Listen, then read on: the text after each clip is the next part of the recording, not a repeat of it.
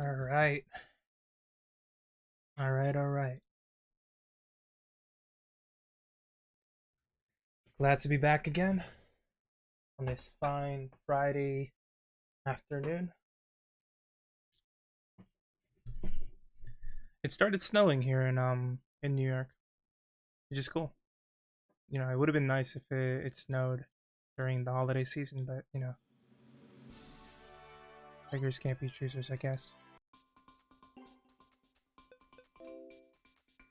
It's weird because I was talking to my friend the other day, and we were talking about how like winter's kind of been pushed back more and more these days. It's like this weird phenomenon. Okay, so the next Pokemon on our list to befriend is Suicune, and I've thought about it, and I've decided that I'm not gonna try to get the bonuses for every Pokemon. I'm just gonna do it for the Pokemon I need to befriend the mythical that I need. So in this case, I need to get bonuses for everyone other than Suicune himself. But yeah. I feel like today is definitely going to be the day that I befriend everyone because there's a couple left, not too many.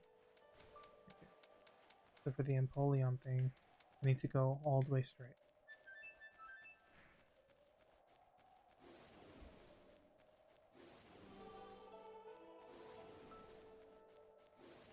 The dash timing is unforgiving, but I think I'm getting the hang of it. I don't know how much time that saves me, but you know, it's better than nothing, I guess.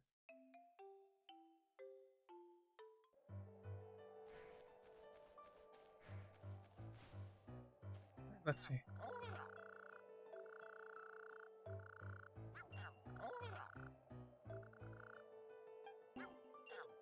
Damn, we're almost at 10,000 berries. Let's see.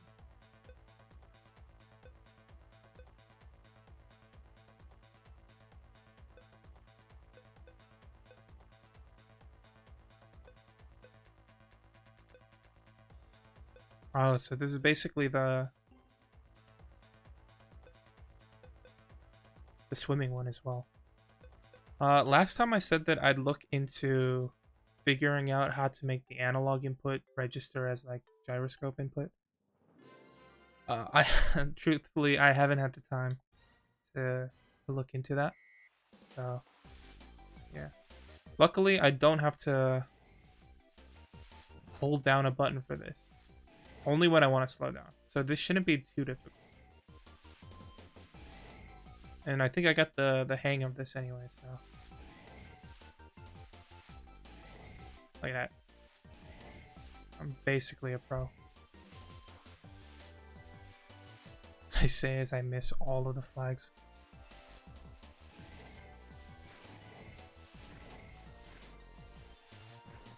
Ooh.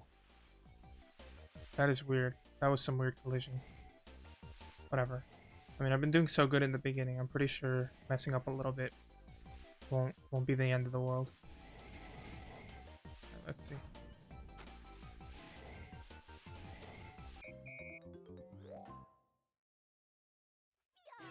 There we go. Got the bonus on Spheal.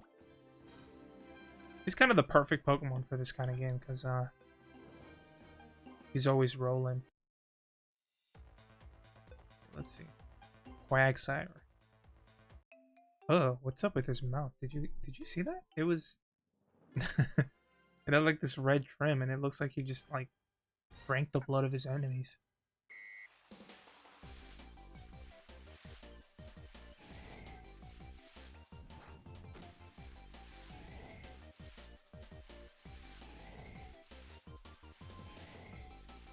Yeah, so I've realized with these games, less is more. If I tilt my controller too hard, then it stops registering.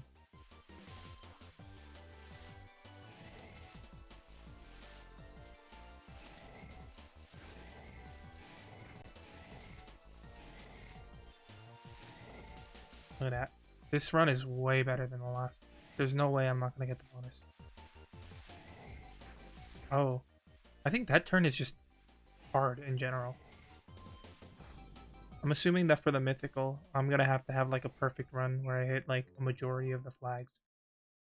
But I'm not going to do that. I'm just going to befriend everyone.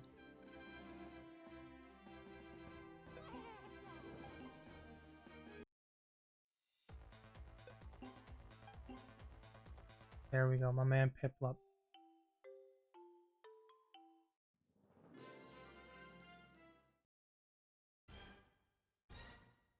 Piplup's so small, he's probably going to be very easy to control.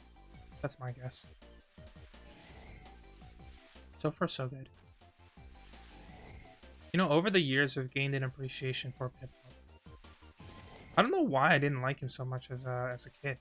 Like, because I'm a water Pokemon main, like water starter main, right? Every time I start a new game, which should be evident by my whole channel.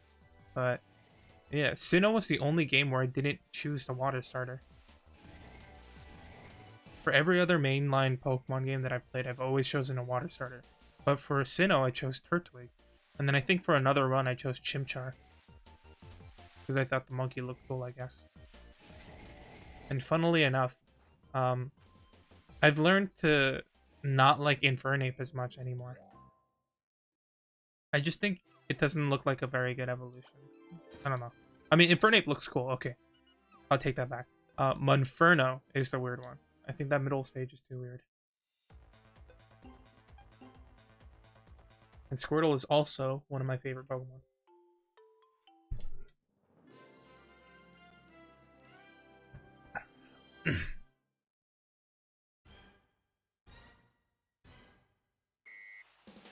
Alright, let's go.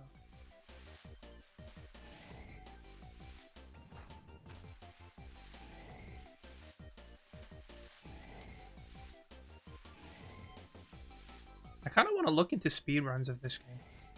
I'm not interested in speedrunning it myself, but it might give me insight on like how to play better. I don't know. And that'd be neat. Let's go.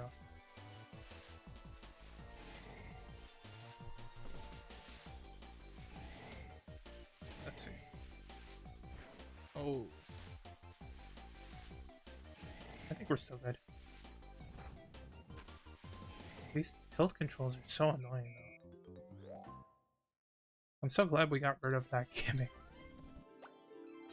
The Wii tried to do it, and then I remember the PlayStation had the move thing, I think. The little like thing with the bulb. I don't know if anyone remembers that. It had like a little light bulb at the end of the remote that they had. And no one had it. Like I couldn't remember any one of my friends having it. I don't know. Maybe it's because it felt like PlayStation wasn't very committed to the idea. I know the Xbox Connect was kind of popular in its day, but I don't know. I was watching YouTube gaming channels with children back then, so so who knows? Maybe I might overblow like the significance of the Xbox Connect in my mind, just because I associate it with some of my favorite content creators from back in the day. Like I distinctly remember a video from Smosh Games where they were playing Connectimals, I think. Man, Smosh Games. Where are they now? I used to be a big Smosh fan.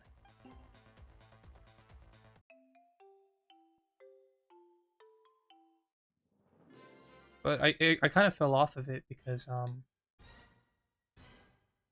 like the direction they took the channel is just it just like forcibly kicked me out of the fandom. I don't know. Not that I was like super active in the fandom either. Like I was just watching their videos every Friday. But yeah, they used to be the highlight of my week. You know, school would end, and I would get home or get, you know, meet up with friends, and I would always know that a Smosh video would be up, you know, to start my weekend.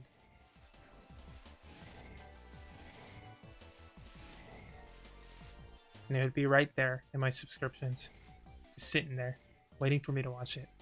And it was the best feeling ever.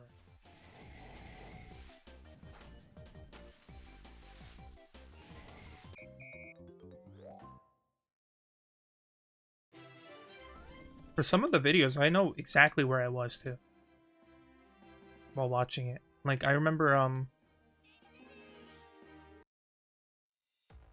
where I was for the Assassin's Creed 4 music video that they did. I remember where I was for the Legend of Zelda rap. I think specifically the music videos, because they had some bangers. I'm not gonna lie, but I'm pretty sure if I listened to them again today, I'm pretty sure I would cringe. Still, at least they were out there making stuff that they wanted to, and they were having fun. And I think that in and of itself was like pretty admirable. No matter how much you might think the content is cringe, like you can't take that away from them. You know, the fact that they were out there doing what they loved and made a path for themselves. And they inspired countless like people like me, you know, because I used to make I used to make videos too when I was in middle school, and a lot of them had heavy inspirations from Smosh.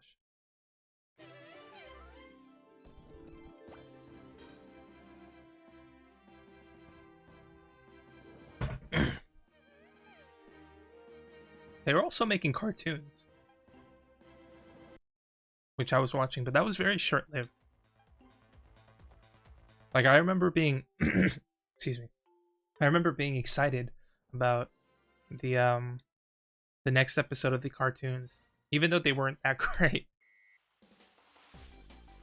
Like I just wanted to know what happened next in the story. But guess we'll never get the endings to those. Smosh, like nowadays, Smosh does like, I don't know, they they did a you laugh you lose thing, which was fun at the time with the new cast members. I was on board with the new cast members too. I wasn't against them. I liked Courtney, Shane, Olivia, right? I liked all of them.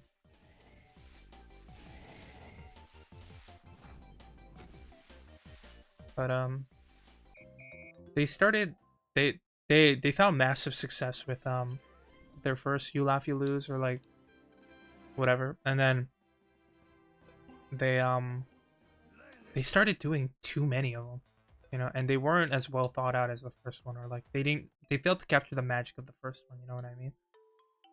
But you know, they did what worked for them, which is fine. Like I get it, it's a business, they have people to pay. It's just for me, it didn't feel worth my time anymore because they weren't putting as much effort into their into their content, you know what I mean?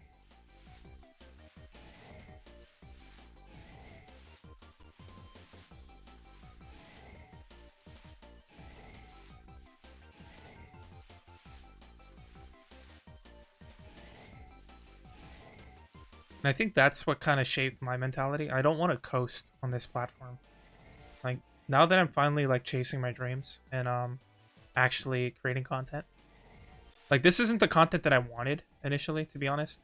I wanted to make video essays, and I still kind of do. So I think I'm probably going to do that on the side and like keep that separate. But I mean, this is just to get a good feel of things, you know? Like, I'm not putting all my marbles into this basket, so like I'm just kind of having fun. Like I don't look at the view count. I don't really care. I just do this because I need to prove it to myself, you know?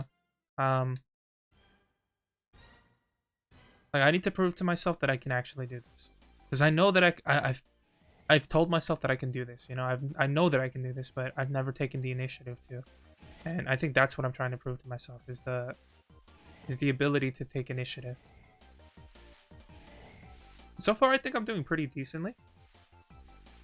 Like I'm not like the fastest growing channel, but I don't have to be. That's not the goal of what I'm trying to do. If I look at my calendar and I see that I've marked down that I've streamed the hours that I said that I would, that's enough for me right now.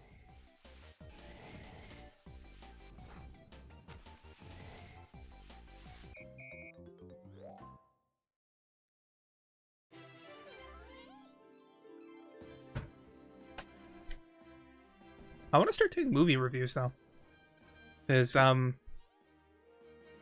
with gaming, I know a lot about gaming, but I don't feel like I'm an authority on gaming. If that makes sense, right? Like I know a lot about the Twitch scene, but the thing is, I've never watched Twitch itself, and I don't know the tiny nuances that go into like the culture, you know. Like if we're talking about like icebergs, right? Like if we're talking about like Twitch icebergs, I'd be on like the second or third tier, but there's so much more deep. Like it goes so much deeper than that. So you know, like Twitch. That's why I don't see Twitch as like my main form of content that I want to do. But when it comes to movies, I've devoted my entire life to watching movies and learning more about movies, right? And I feel like I'm very passionate when I talk about movies, so like I want to turn that into video content where I can explain to the viewers my thoughts on things and like what I see, but also learn from the viewers as well, you know what I mean? Like create a conversation, because with YouTube videos you can get away with like talking people's ears off because it's one-sided. But in real life, when I talk about movies, people get interested for like the first 30 minutes and then they decide like, you know, they don't want to listen anymore, which is fine. I get it. So I think YouTube is like the perfect platform to just get it out of my system. And I have been doing something like that for a while. Like I've been writing movie reviews for 4 years now, which is insane to think about, because I remember starting it, you know, like 4 years back, and it doesn't feel like 4 years, but it sort of kind of does too. In the same, it's kind of difficult to explain. Like I don't know. I never expected it to go for so long, but I never expected it to stop either. Like it's just something that I did. It was a part of me, you know. Every time I watch a new movie, oh, I gotta write a review, and I never skipped it once.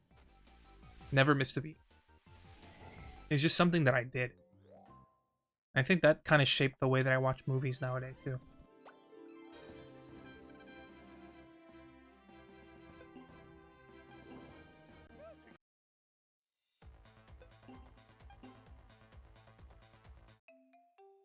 But yeah, I feel like I could have done more. You know, I could have done more when these past 4 years. Like, it's cool that I've done it for 4 years, but then I also think, well, in those 4 years, you've probably gotten I've definitely gotten very comfortable with, you know, reviewing stuff, you know, and I've been coasting ever since. And I never want to do that. I should have been making videos, and I've written this script that's just been sitting in my inbox for like 3 years.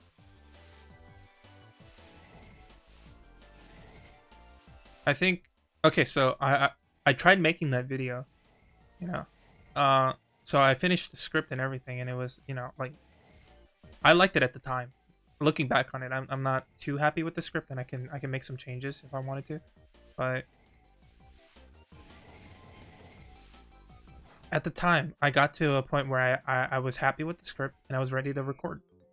And I was trying to record, but it's kind of difficult because it's gonna be on the internet forever. And oh, I unlocked Suicune.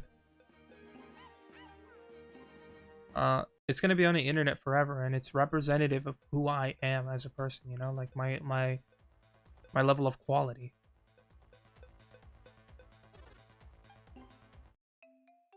And doing voiceover lines is kind of difficult. I'm not gonna lie. Like, one, I hate my voice. I hate my voice, so it would never be perfect from the start. By the way, the next Pokemon that's up is Metagross in the Cavern Zone. So I'm just gonna head over there.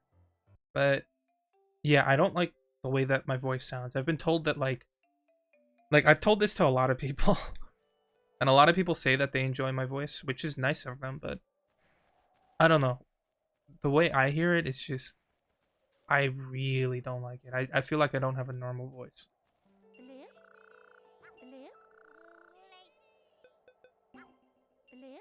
So I couldn't get over that. Plus there were like these tiny things that would bother me in each recording. Like I felt like I wasn't giving enough energy, right? Because if you've ever tried to record a video or ever tried live streaming and then look back on stuff on like your content, you kind of start realizing that like people on the internet have to animate their voices, you know, ham it up, because no one wants to hear like a monotone person like explain things.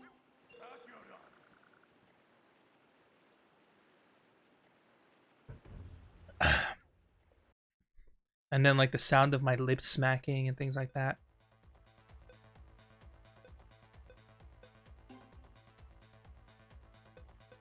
Yeah, it's just everything bothered me.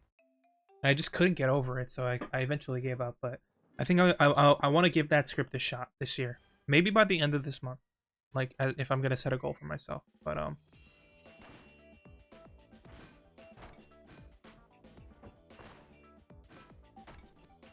I suck at these. And I should have looked at how much needed.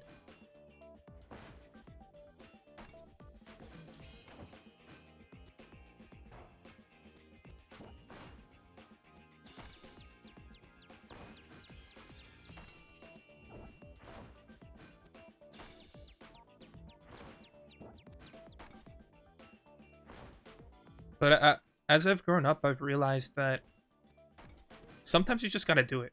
You know, say fuck it. Like my movie review thing, right? I just said fuck it and I did it. You know, and it led me to honing my craft, and it's still not perfect by any means, right? But at least now I have like a whole, like I have a whole like list of movies that I can recommend people through my reviews, because that was the goal of it, you know, to have like oh,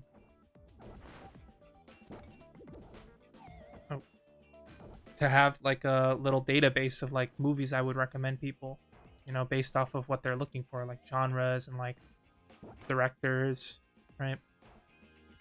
Even the year that came out, right? Like I would categorize it like that. And it's helped in a lot of situations, actually. Like, you'd be surprised at the amount of situations I get into where I'm just with friends and we're thinking about a movie to watch. I just pull up my reviews.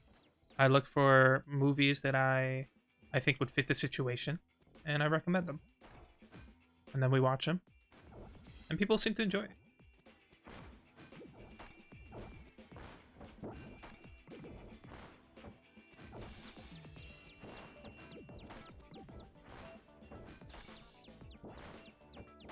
I don't know how much I have to do for this.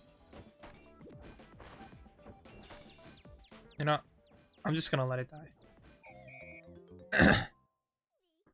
But yeah, I think just start it, you know what I mean? Like I think that's just what I have to do. I have to just start. because then I can learn like how to become better as I go. But as I'm going, I'm building this whole like catalog of videos that people can watch and enjoy. And then I know personally when I watch YouTubers or new YouTubers that I discover, I like watching the progression, you know, of their content, like how they evolve and how they've improved, you know. Hey, how's it going, Ranch the Rock? Is that how you say your name? I'm just playing some mini games on Poképark Wii to befriend everyone. I'm just filling out my friends list so that I can 100% this game. So yeah, I'm just talking about a story about, you know, starting YouTube channels and things like that. So I hope you enjoy my stream of consciousness. Oh, I'm only supposed to get 3,500, so I can just kind of let these die. But yeah, oh, Ragnarok 8000, thank you for the follow. Welcome to the Mudkip Mafia. Oh, hey, thank you. I will hydrate. I'll do that right now. Thank you for that. Oh, I didn't mean to do that. But I think a lot of people nowadays have grown up with YouTube. And a lot of them have dreams to become YouTubers, you know? And it's becoming a more and more competitive space. So it's getting more and more difficult to distinguish yourself. So you have to find creative ways to stand out.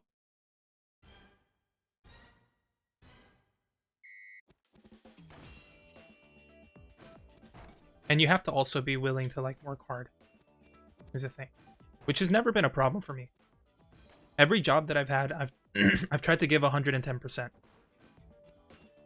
I used to work as a product demonstrator, you know, the people who give out samples, and I used to work at a cafe. And every time I was there, I tried to give it my all when everyone else was trying to just coast.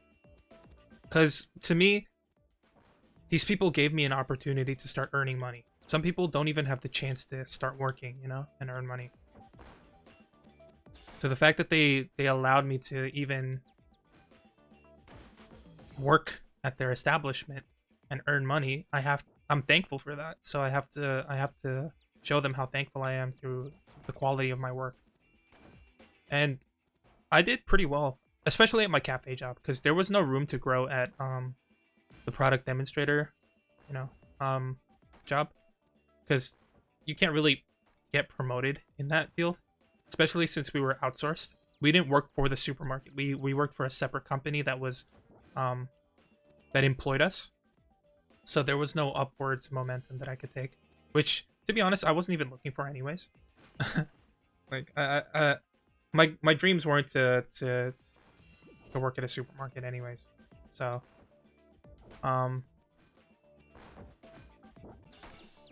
I should have seen how much was the minimum to get the bonus. Yeah, it was 4,000. I went 4 times above the limit. But yeah, at the cafe, I got recognized by the regional manager, and he knew me by my name. And every time he would come in, he would shake my hand and tell me I was doing a good job. But I wasn't passionate about that job. It was just the mentality of like my work ethic that drove me to there. But I've been watching a lot of Cutie Cinderella, and she was talking about how you can work your way up at any job. And I think there's some truth to that statement, although I don't agree with it 100%, especially with my experience with certain jobs. But like the idea is there, you know? Like the idea is right, where you just have to work hard and show people that you want it, because then people will want it for you as well.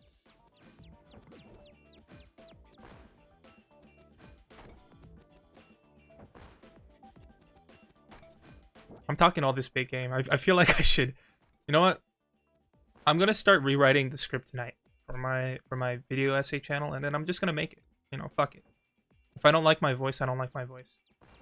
I look at the old Jaden animation videos, and I'm pretty sure she's not happy with those voiceovers either. But now she's an amazing storyteller, right? And the quality of her audio is crazy good. Oh wait, I should just let this go. And all she had to do was just start, you know what I mean? And if she could do it, then anyone can, because she's super relatable. She's like, you know, I don't know.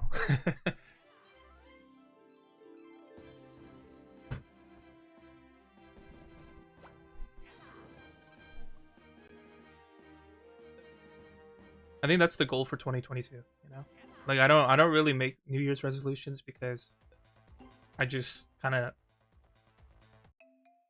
do things if I want to do it. I just go out and get it if I want to. But I guess for 2022, the goal is to just give this whole content creation thing my 100%. And then get to a point where I can actually be proud of my work. You know? If I don't like the videos I make now, I can always remake them in the future. You know? It's not the end of the world. It's just fear that's holding me back.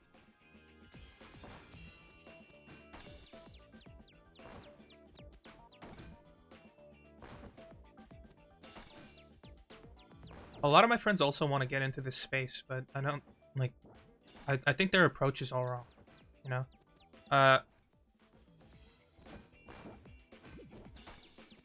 Like they're not willing to learn how to do things, you know, and put in the time and effort to figure things out.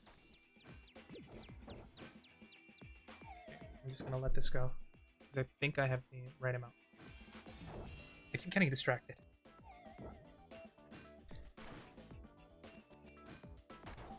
But yeah, like they have these goals and aspirations of becoming content creators as well, because you know it's the dream job. Everyone wants this, but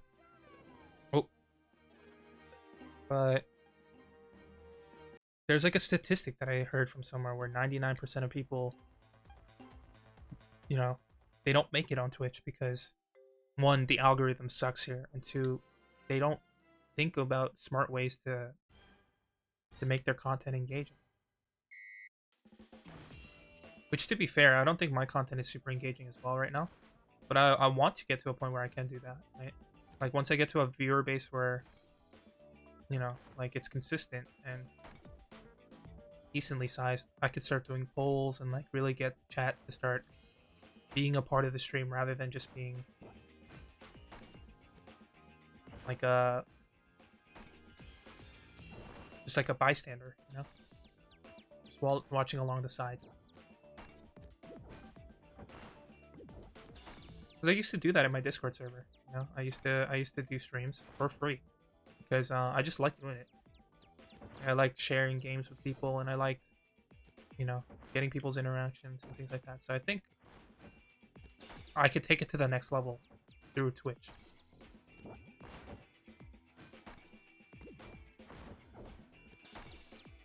Oh, I hit the goal. It was 9,000. Alright, so I'll just let these die.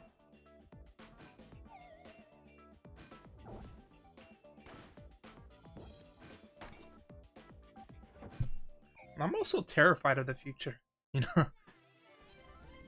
I didn't mean for this this stream to get so existential, but it is something that I do feel like I want to talk about.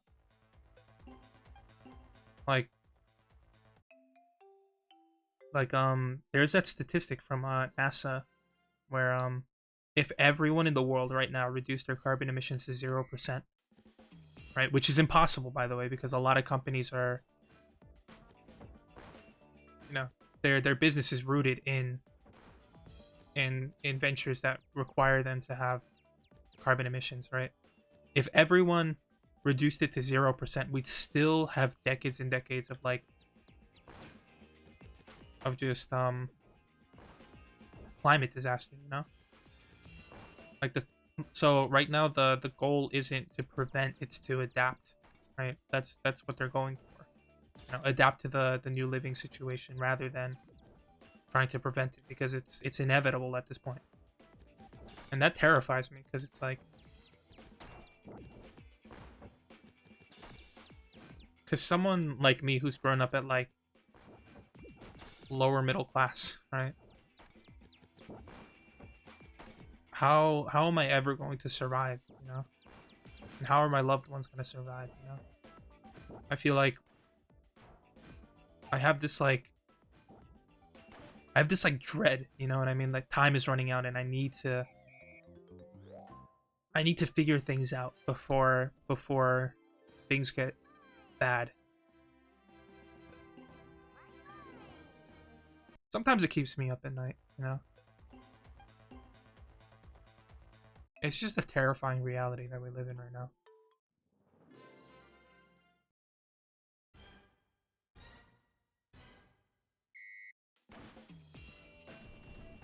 Like, the goal here is 15k.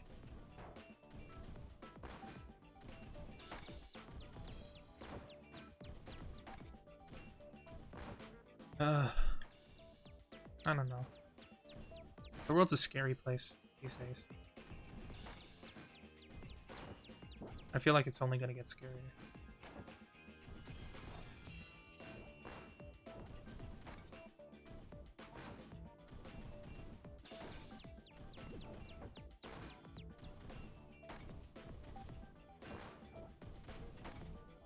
I'm pretty sure a lot of people from our generation, or my generation, is feeling that way.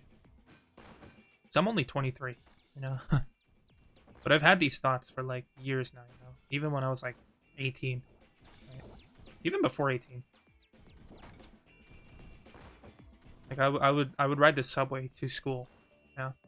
And I would read books and like keep up with news, and it just seems like the world is just going to shit, you know what I mean?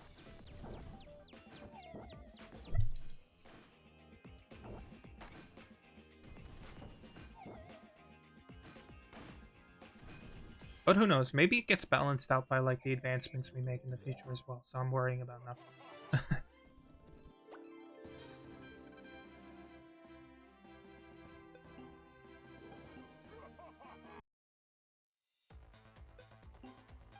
Like there's a lot of good people out there doing really good work to make sure that our future is sustainable and habitable. And I think those people deserve way more credit than they actually get.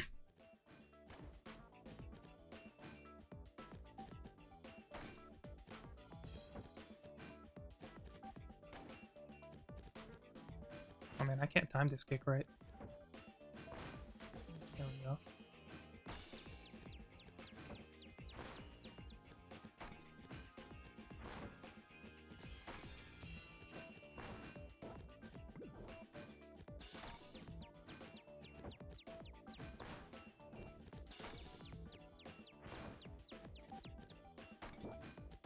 You know what the scariest part is? There's like real world things that are happening, like terrifying things that can really negatively impact the way that we live life in the future. I don't know. I'm not like this crazy environmentalist usually. Like, I'm not like someone who like stands on a soapbox and like preaches to the world and things like that. But it is a terrifying thing. You know what I mean? Like, no memes.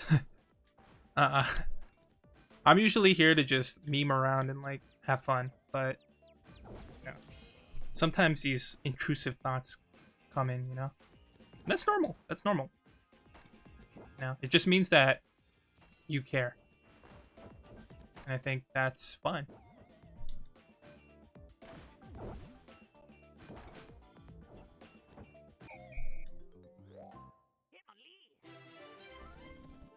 But I just wish that a lot more people were more serious about these kinds of things. Because I feel like the popular thing to do nowadays is to just kind of meme on how fickle life is, you know? Like it's funny to talk about like depression, or not like funny to talk about depression, but like there's like this weird trade-off, you know? Like yes, we're more open about talking about mental health awareness, which is a very good thing. But some people wear it on their sleeves like it's something to be proud of as well.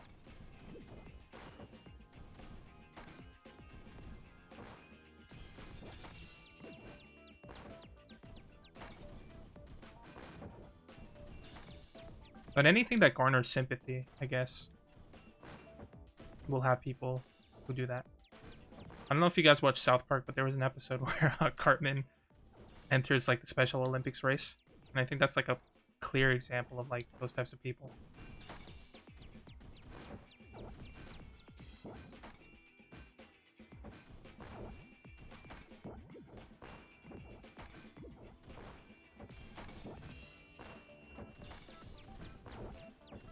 Oh, all right, I reached the goal.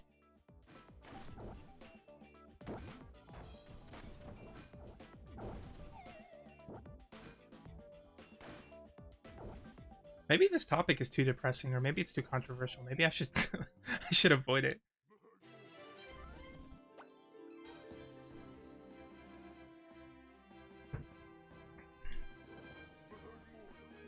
Can we go back to the conversation about Smosh games?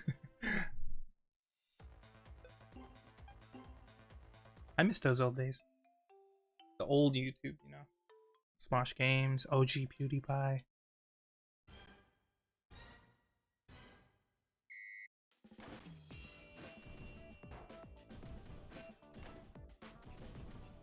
You know, back then it was socially acceptable to like BuzzFeed. Everything wasn't so corporate.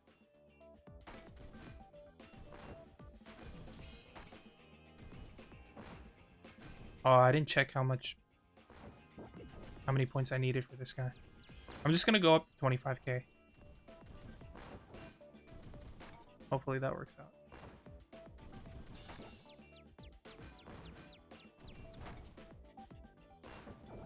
And I usually suck at these kinds of games. I feel like I'm getting a good groove. Even while commentating.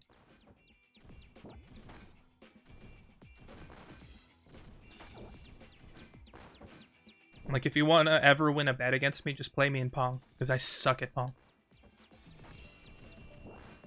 For whatever reason, I just can't predict where the ball is going to land, you know? I have, like, a hard time doing that. But for this game, I don't know, maybe it's just because the space is so small. And my character's so big. Okay, I said I'd do 25k. There we go.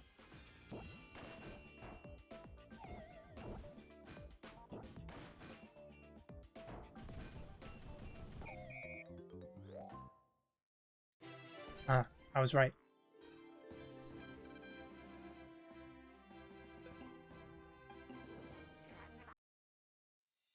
How many Pokemon do I have left? I have Torchic. So I have 3 more before I get Metagross, and then I can move on.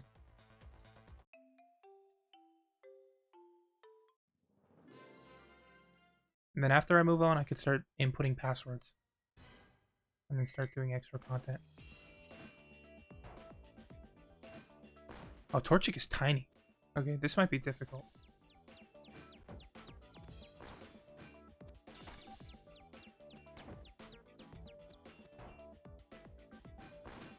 And I didn't read how much I needed for...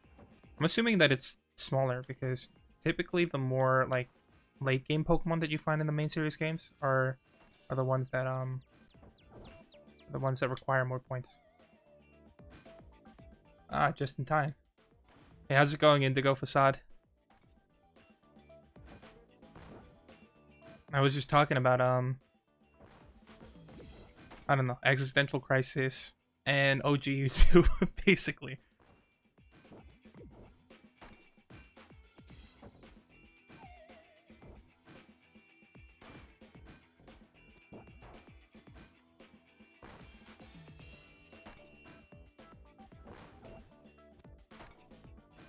Yeah, I'm pretty sure that we're gonna get to the password stuff today, because I just have a few more mythicals left. So I'm just gonna get to 10k, and then I'm just gonna yeah. Oh, it was just 1,000. Yeah, this is why I have to read the bonuses. Because this is the type of game that I can go on forever, if I really wanted to. Okay, so this is 1,500.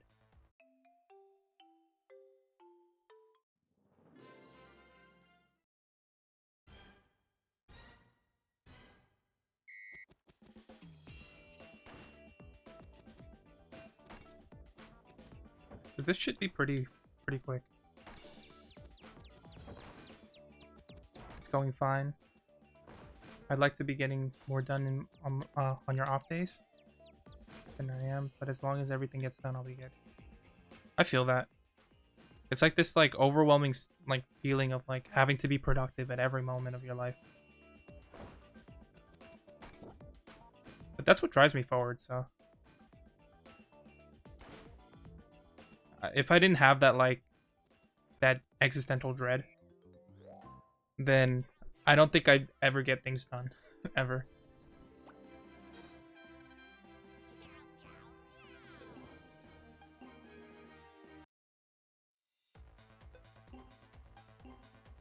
It's like a double-edged sword. And I know a lot of people like on YouTube talk about burnout and things like that. And I know it's like a horrible thing, but part of me feels like if I'm experiencing burnout, then I've been productive. You know what I mean? If I'm not experiencing burnout, then I'm not productive enough. I don't know.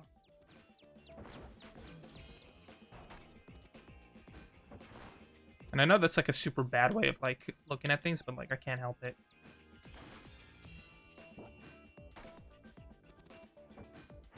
Okay.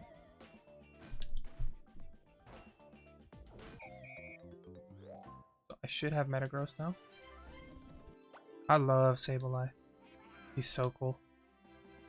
The fact that his eyes glow in this game is like perfect.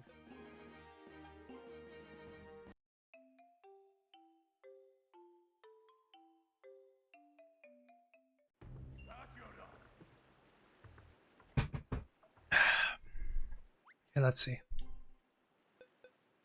We got Metagross. Heatran is next, so I have to go to the Magma Zone. Well, there's different kinds of productivity. Yeah, taking some time for yourself could be viewed as productive.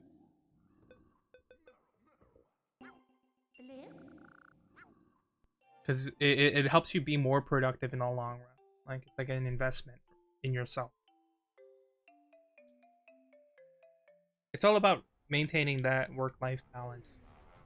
But, yeah. Like, if I get burned out animating, I can be productive by doing thank you notes. Oh. I'd love to see your animations sometimes. I didn't know that you animated.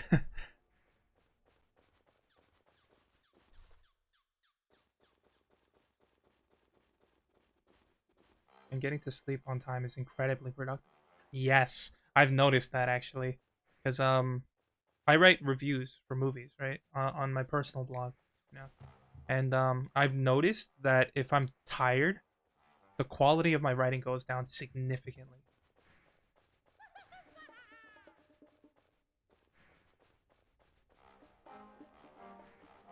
So sleep is very important, and I've been learning that it's super important to like just get enough sleep and getting enough sleep too.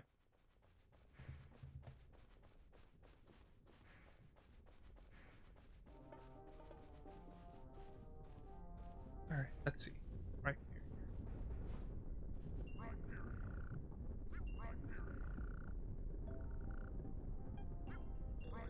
I've only been doing dragon animations so far, but I have several ideas for Nintendo properties in Pokemon. That's dope. Like you know exactly what you want to do, right? Well, so far, you know, like you have a certain like I don't want to say niche. You have a certain like you have a thing for dragon animations, right? Like you like animating dragons, and working towards that will help you work towards other things. Oh crap! I forget how to control this. Oh, Baltai's just on his own. Oh, and Claydol too. He doesn't have a platform thing. Oh. Oh, what is this? Oh, there we go.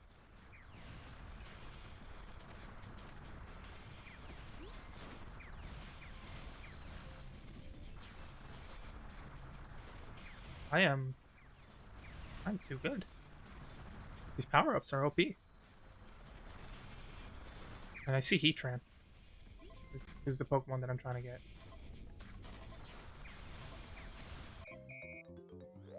There we go. But yeah, Indigo Facade. If you ever like put some kind of animation on YouTube or anything, be sure to link it in the chat so that we can all check it out. Because I'd really love to check it out. I'd do more Nintendo if I could do human proportions at all. Yeah, I've heard that like doing human proportions is like difficult, right? Like people study that like crazy. They have like little figures, like the wooden figures to help them with that as well. But yeah, human anatomy is very difficult to hear. So I commend anyone who can do it.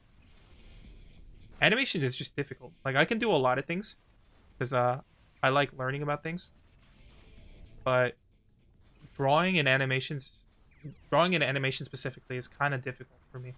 Like it's just one thing that I can't do. I can build computers, I can play piano, guitar, ukulele, I can, you know, like if I want to get good at something, I can probably do it. It's just animation, man. It takes so much dedication and like practice.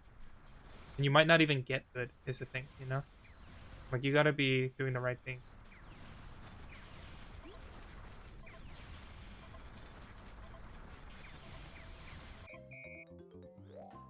Yeah, fingers and hands and talons on my dragon is annoying as heck. Yeah, fingers I hear, right? I think that's why a lot of cartoons they have four fingers because animating that finger is just too much. So a lot of like Western cartoons specifically, they just opt to have four fingers. I can spend an hour getting the claw just right, then I've drawn the left claw on the right arm. Oh, I see, I see. Because the thumb is like inwards towards the body.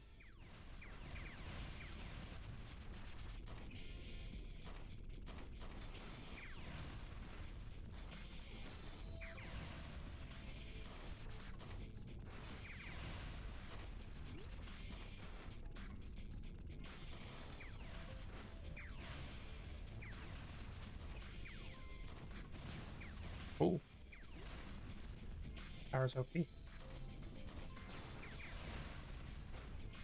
I have a cousin who's like trying to get into tattooing. So he's been showing me like his work and stuff like that. He does a lot of like Pokemon and Rick and Morty stuff, which is cool. Chase that dream.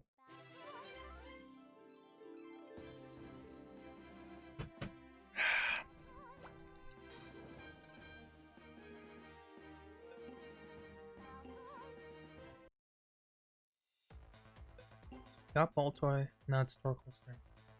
I would really love it if Torkoal was spinning on his back.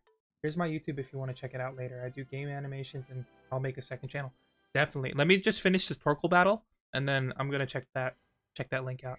I'm definitely gonna subscribe.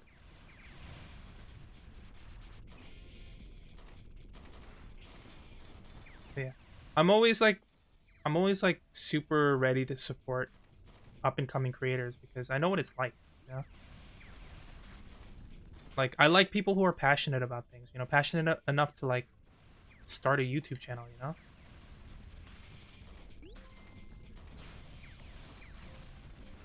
Because there's so many people that go about their lives just like wanting to do something, but they don't know what to do because they're never passionate about anything.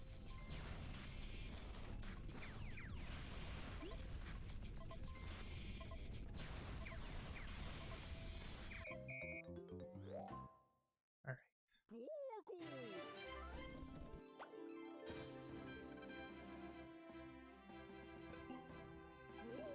All right, let's check out this YouTube channel. All right.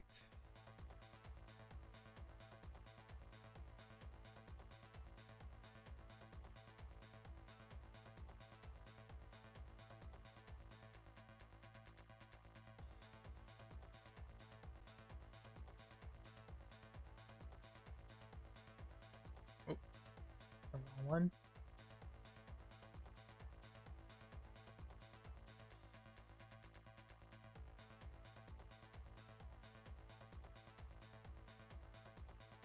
Okay. And then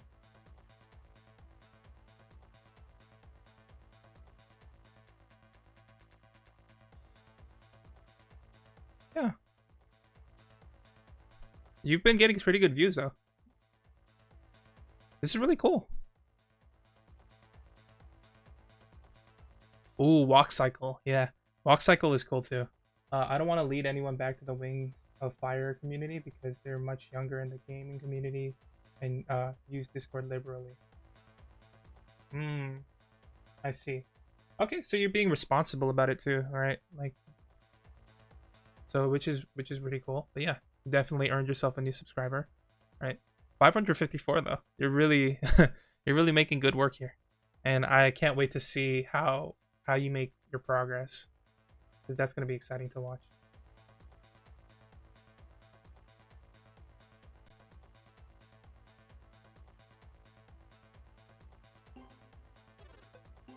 But going back on the whole like the whole Discord community and the younger thing, yeah, Discord's got to do something about that, like some kind of like age verification, because I've heard too many stories of like, especially like older guys being predatory to like younger girls. Thanks, it's mostly a hobby. Hey, any like putting your hobby out there is important too, you know, because then they have the potential to grow into actual like careers, you know.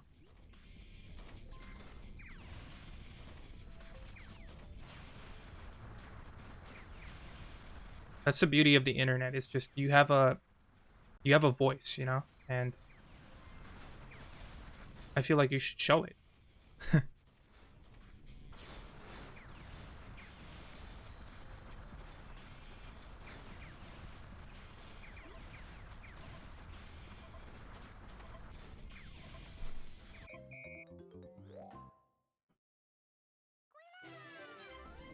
Bada bing, bada boom.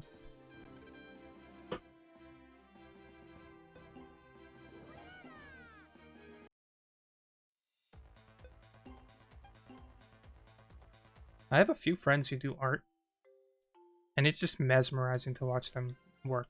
You know, it's crazy.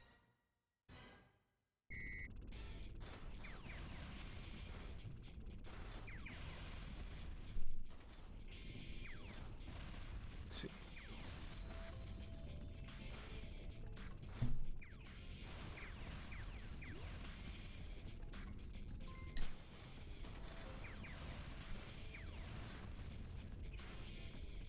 Most of the community is female too. I think I found at least 10 channels that left YouTube and until they were much older because they were too young.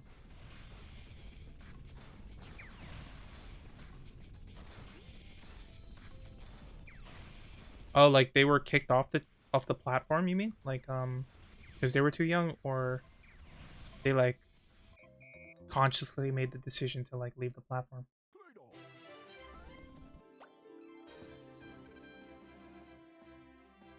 But yeah, younger females and older Discord dudes definitely should not mix.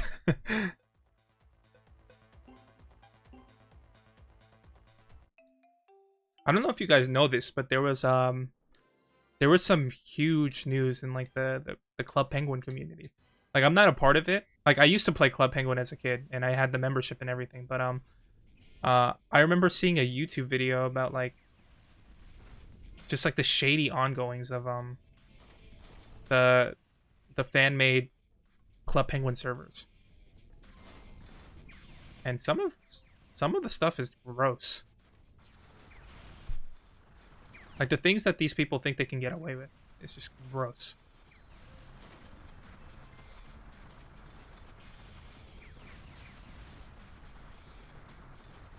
Oh man, this one's hard.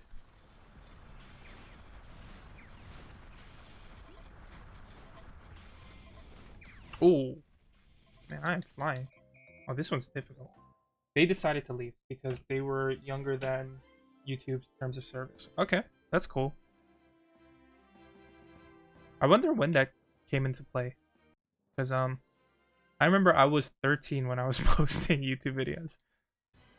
Those will never see the light of day. But, you know, like I was pretty young when I was starting to make content. Like quote unquote content.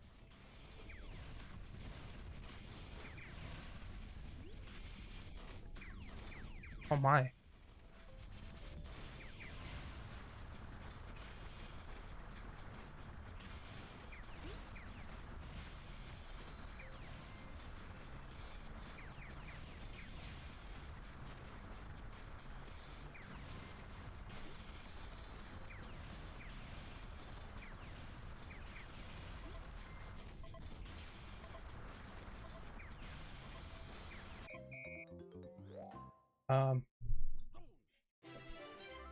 Oh, I got cut off for you. I was just saying that like I was making YouTube videos since I was 13. Like not like wait, did I achieve it? I don't think I did. It was like 1600. But yeah, I was talking about how I was making videos since I like when I was 13, and I was wondering like when the terms of service has changed or if I was just breaking them all along. Yeah, that's funny though.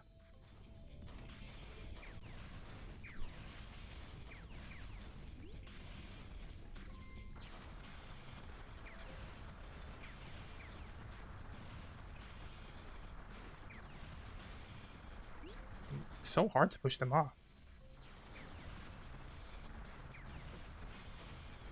Maybe I have to stand on the edge, camp it. Yeah, I think that's the strat. Yeah, just beat it. Oh, there it is. Standing in the middle was not the way. New record. Did we get the bonus? Oh, I think I already got the bonus. For Terra, let's go.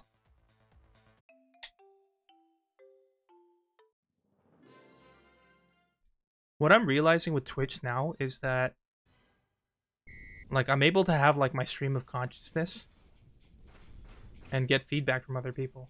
Because I spent a lot of my high school days just like self-reflecting on the subway. Because there was nothing to do. There was no Wi-Fi on when we went underground. So it was either reading, which I did a lot of, or a lot of self-reflecting and thinking about like the world and things like that. You know, making sense of everything. So I'm glad I get to do that more now because as I've gotten older, I have less opportunities to do that. Like just think about life in like meaningful ways.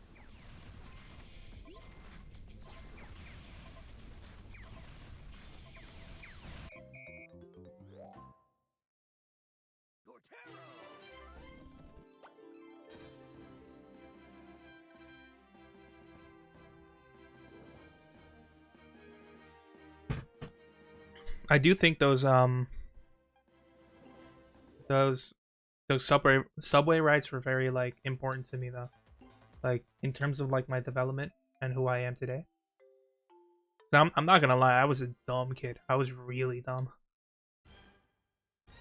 But since I had like a chance to like self reflect and like think about life, I feel like it was beneficial for me. It was the loneliest time of my life though.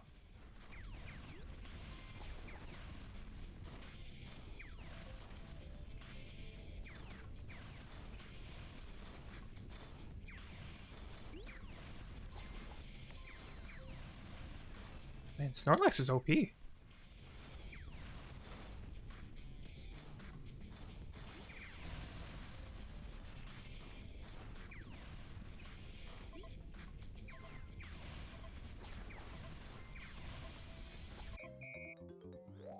There we go.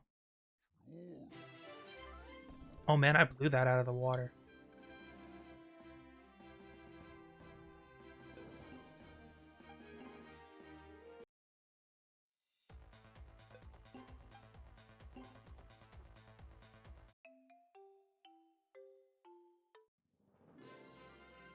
I'm starting to appreciate summer a lot more.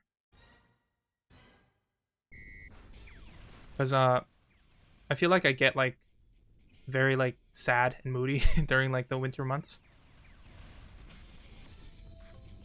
Because like the weather is so cold and like you can't go out as much. You're not getting enough sunlight.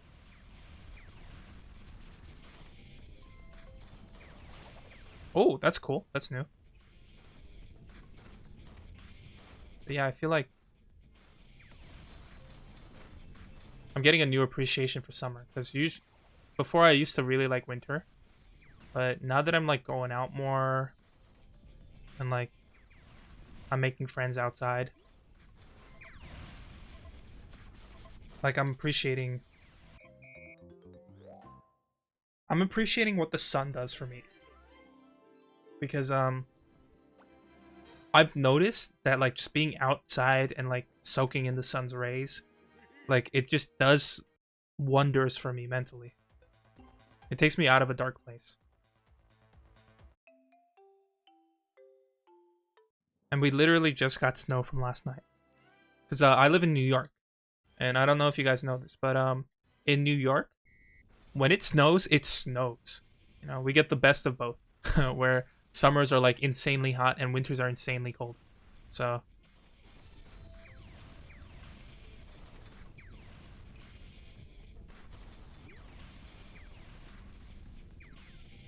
but I feel like I said this in the beginning of the stream, but I'll say it again. But I was talking with my friend, and we were noticing that winter is being pushed back more and more. You know, it seems. Because usually it came during like November. I remember like Thanksgiving, I would go over to my cousin's house in New Jersey, and we would have to drive through snow to get there. You know, and Christmas was always a white Christmas. You know, there was snow everywhere. But now I've noticed last year we got snow on February, and this year we got it today in January. So it feels like the season is getting pushed back more and more, which is sad because like now that I'm an adult and I can like enjoy Christmas freely, like I'd like to enjoy Christmas, but it doesn't feel like Christmas anymore because there's no snow.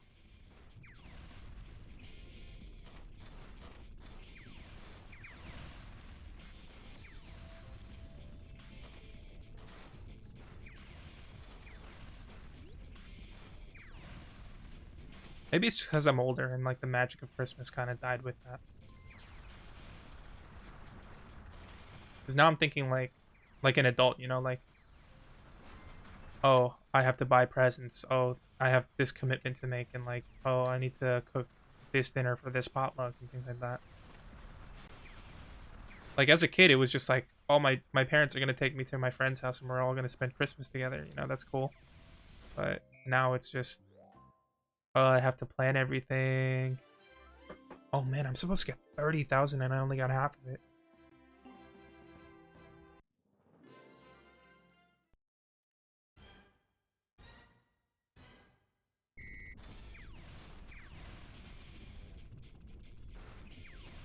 Sometimes being an adult sucks. But then the freedom that comes with it is kind of worth. I don't know.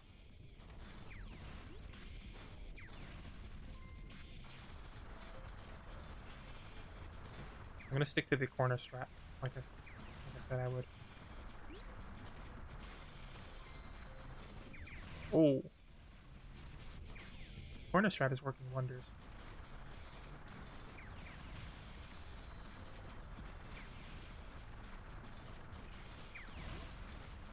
Okay, please, please, please. Oh, I don't think I'm making it. I'm not making it.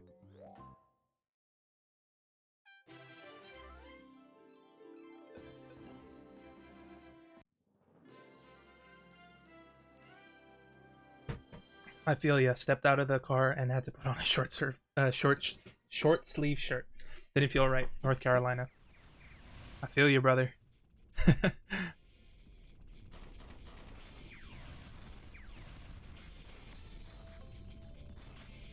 I still dress like it's winter though, because you know I can't. I don't take the cold very well. So I'm still in like a winter jacket even though it's not snowing. But now I get at least I'm justified in wearing a winter jacket because there's actual snow outside.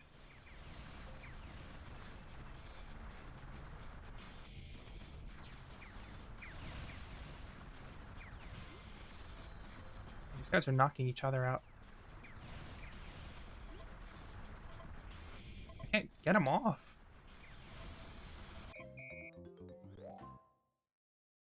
And there was no snow in MD where I live.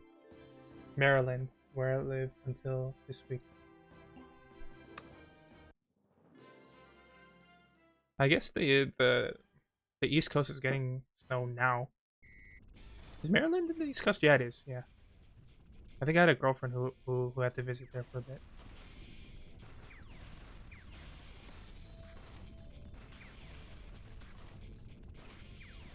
I'm sorry, I'm like one of those typical Americans who only know where like Florida, New York, Texas, and California are.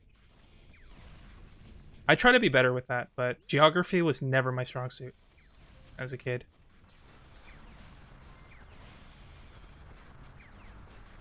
I'm pretty good with tech though. I don't think I'm like completely devoid of like skills or like knowledge, but I'd like to be better. Man, I'm not doing a good job with Hitmontop. He's just difficult.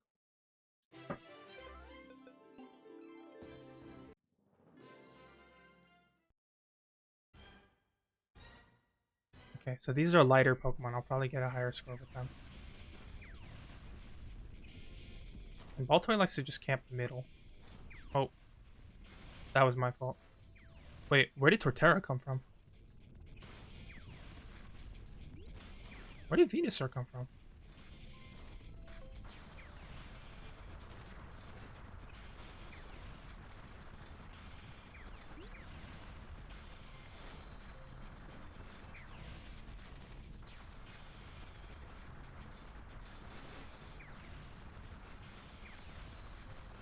Let's see.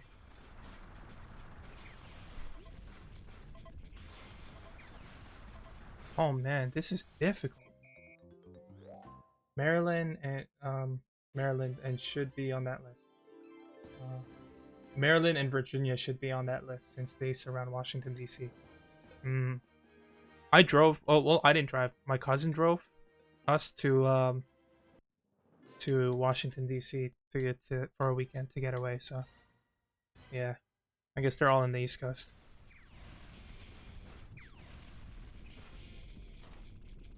You ever visit New York, Indigo Facade? I want to get other people's opinions on New York because every tourist that comes here to visit, they like always ask for recommendations on where to go, and I can never tell them because it's kind of boring here.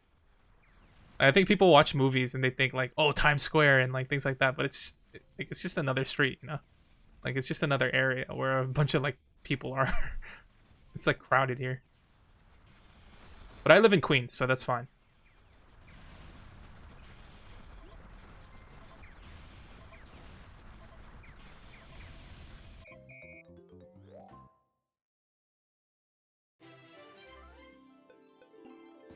Oh, I feel like I'm getting worse at this minigame the longer I play.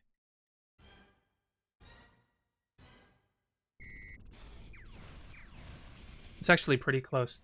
New York is on top of Pennsylvania. Maryland is on the bottom. We're stacked, sandwiching that brick of a state. Ah, see. I've also been to Pennsylvania. Yeah. I went there on a school trip.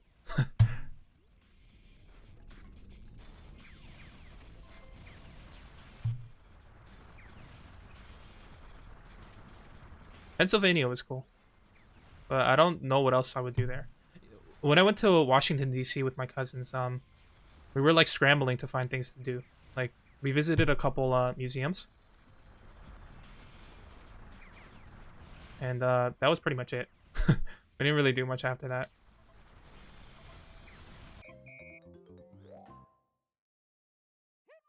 Oh, I actually beat it. I wasn't even looking at the score.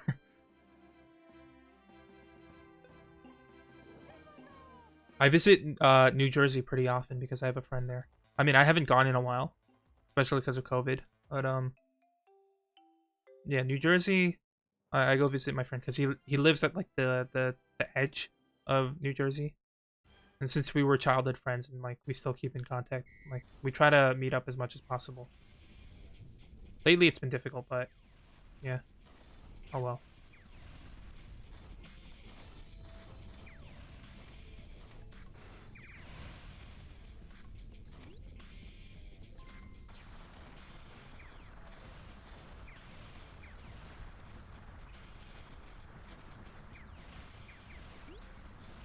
All right.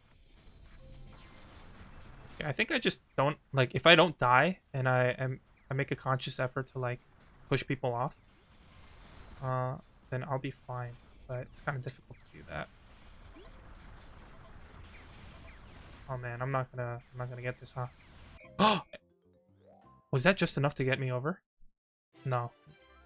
I've been to New York City once or twice. Hated the feel. It always feels shinier in all the Marvel movies and TV specials, but on the ground, I could tell how old it was. Homelessness is everywhere in the city, but seeing so many pass by such a large volume of people at once felt bad. To be fair, I didn't see a lot of the city though. No, I think you got it pretty spot on. There's a huge homelessness problem here in New York. I know California is pretty bad too because of Skid Row and everything. But yeah, I used to like sleep on the subway, you know, because it's a long day of school. I was trying to just get home, and I would wake up to homeless people all the time. I would just wake up and it's just a normal thing, and they do whatever they want on the subway too. Like I've had a homeless person like pee on the subway car, and everyone had to evacuate it. Pretty interesting characters here in New York. Some of the homeless people are like business minded though, because I was visiting. So I was in Manhattan with a friend, and we were a little lost. Like we were just trying to find our way because we were fresh out of high school, I think. And we were just looking for directions. So this homeless lady comes up to us and she goes, "Hey, you guys look lost. Let me help you. You have to go this way, right?" And we're like, "Oh, thank you." And she's like, "Hey, you know, I really did you guys a favor. You know, you scratch your, I scratch your back, you scratch mine." And I was like, "Oh, okay, yeah." So we gave her like a dollar or two. So yeah, they have that business mindset. Hey, Janet. New York is a facade in social media too. Yeah, it totally is. I probably would have liked the museums with paleontology in it. Oh, Indigo Facade, you're into paleontology?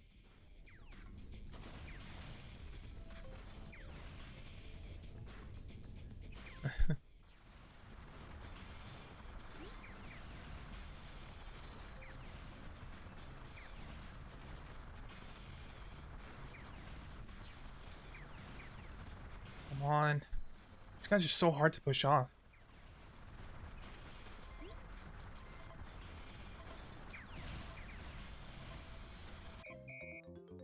I didn't get credit for that. The subway is much older than the DC Metro, and I could seriously tell I didn't want to go on it. Hello. Oh. Yeah, it is pretty old. Like, I've taken a lot of public transportation for 100 years, and it's usually dirty too. Yeah, Indigo Facade. Her mighty is my friend Janet. So, yeah, she knows New York just better than anyone. I'm into animals in general. Paleontology just has a bunch more super cool things. Hey Danny GG6, thank you for the follow. Welcome to the Mudkip Mafia.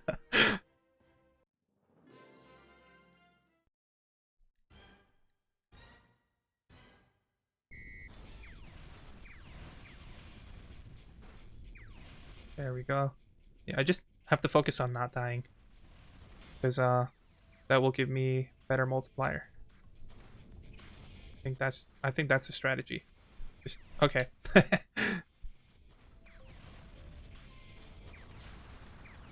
Oh yeah, the fossils in Pokemon are cool. I think I talked about that last stream where I really like fossil Pokemon. I just don't like the one from Galar. Because it makes them look weird. Like I get it. I get the historical context behind it, but I don't know. It's just it's one thing to have cool explanation, it's another thing to like have cool execution. But I was talking about public transportation in other areas, right? Like I took the subway in DC and it seemed a lot more streamlined. Like it was like there was like a central place that everyone goes to. Like it was like I forget. There's like the central place that everyone goes to, and then you branch off to wherever you need to go. Whereas in New York, like kind of have to like trace your way there, you know, if that makes sense. And it's like a little hectic, you know. You get on the train, you're like, oh, I have to take the G train, you know, all the way to the 7 train, but I can't get on the express train because that doesn't stop at 21st Street, like things like that. In DC, it's just go to the middle and then go to where you need to go. Also, cool names like Tylus, Tylacleo, Marsupial Lion might be more helpful of a name, but Tylacleo is just so much fun to say. I hope I'm saying that right. Micro Center and Gallery Place both sound like that. Oh, Metro Center. Sorry, I read Micro Center. I go to Micro Center too often. Didn't you see your previous messages? But are you from MD? Yes, he's from Maryland. A few annoyances, but not many.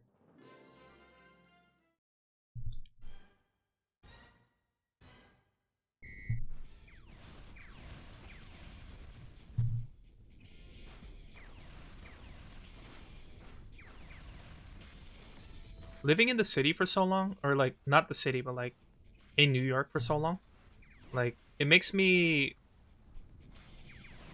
want to live in like a more quiet town, you know, where everyone knows each other.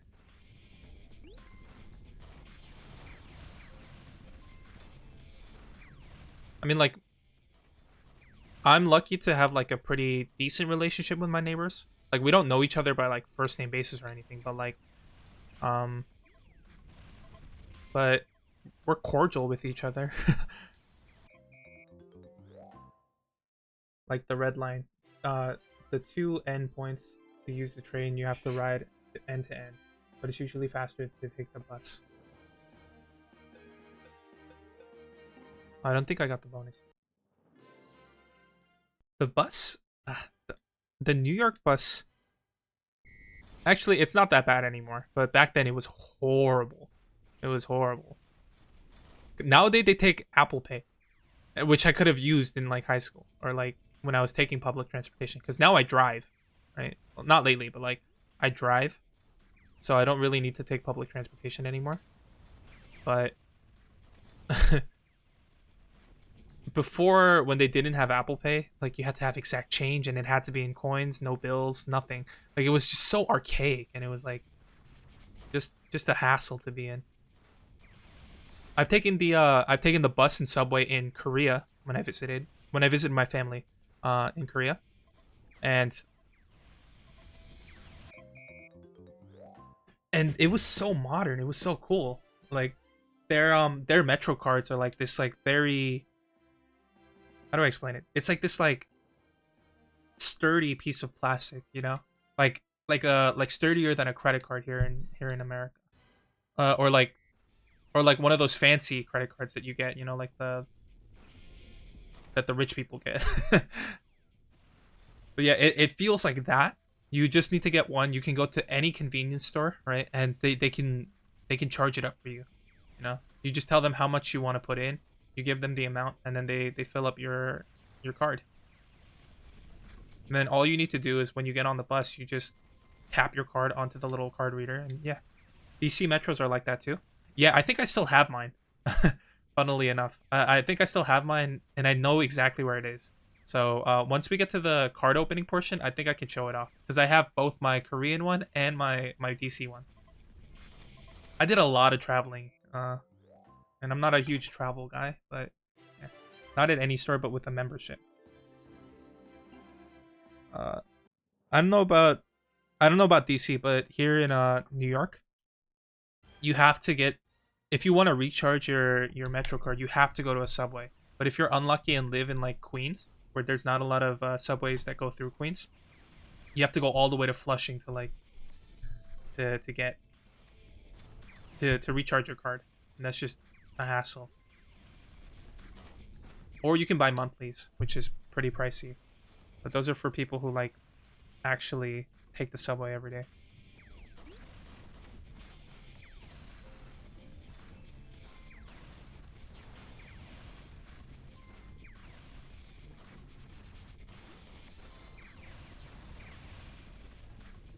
Oh man, I am. This is difficult.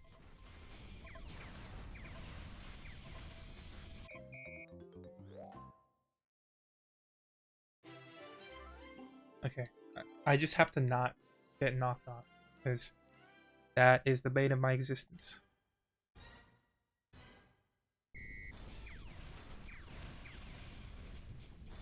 There's very strong branding in Korea too. Like, I don't know if that's I don't know if that's necessarily a good or bad thing, but there's a lot of like their Disney is something called Kakao and Friends, and their characters are everywhere. They even have their own theme park.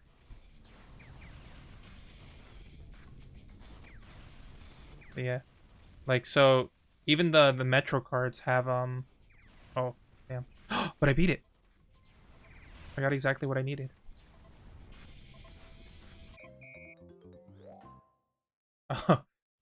Thank you, Hermione, for redeeming Hydrate. I'm gonna drink water right now.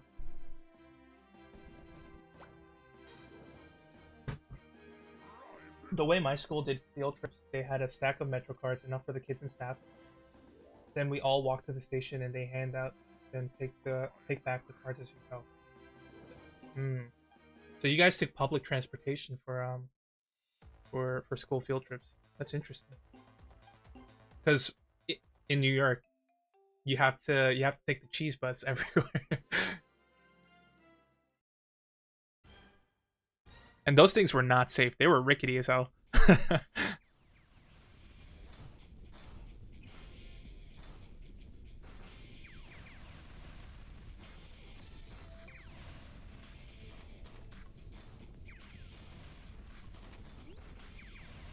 Like the seatbelts, I don't think the seatbelts would save anyone. If anything, I feel like if we got into a major car crash, the way that the seatbelt is designed, it's literally just something that goes around your torso.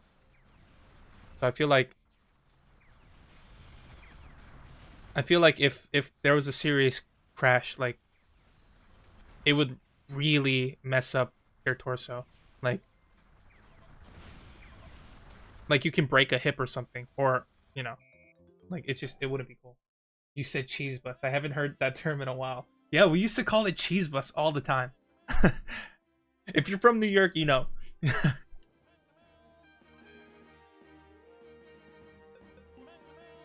All right, we finally can stop playing this god awful mini game.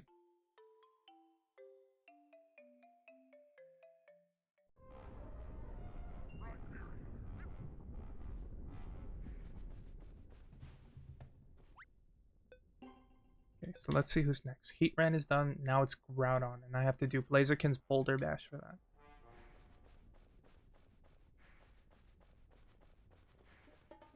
Well, the metro stops are really close to a ton of Smithsonian museums. Don't worry, we still took proper trush bushes to the team building trip in the woods. You said a lot of words that I did not understand.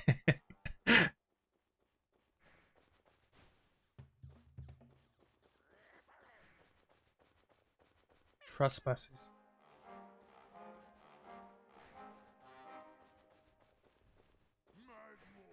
Trush buses? Wait, what are trush buses? Are they like your form of school buses? And you guys went to the woods for field trips? That's crazy.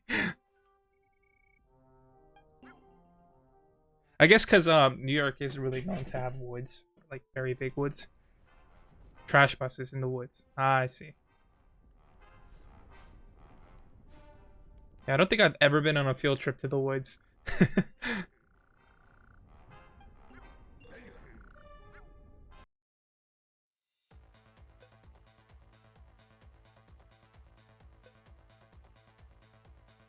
Vegetables.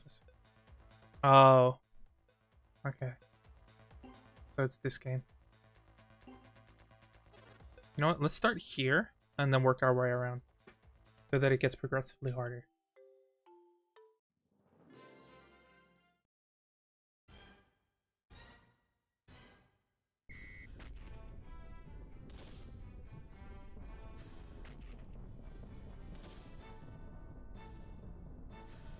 And this requires so much focus.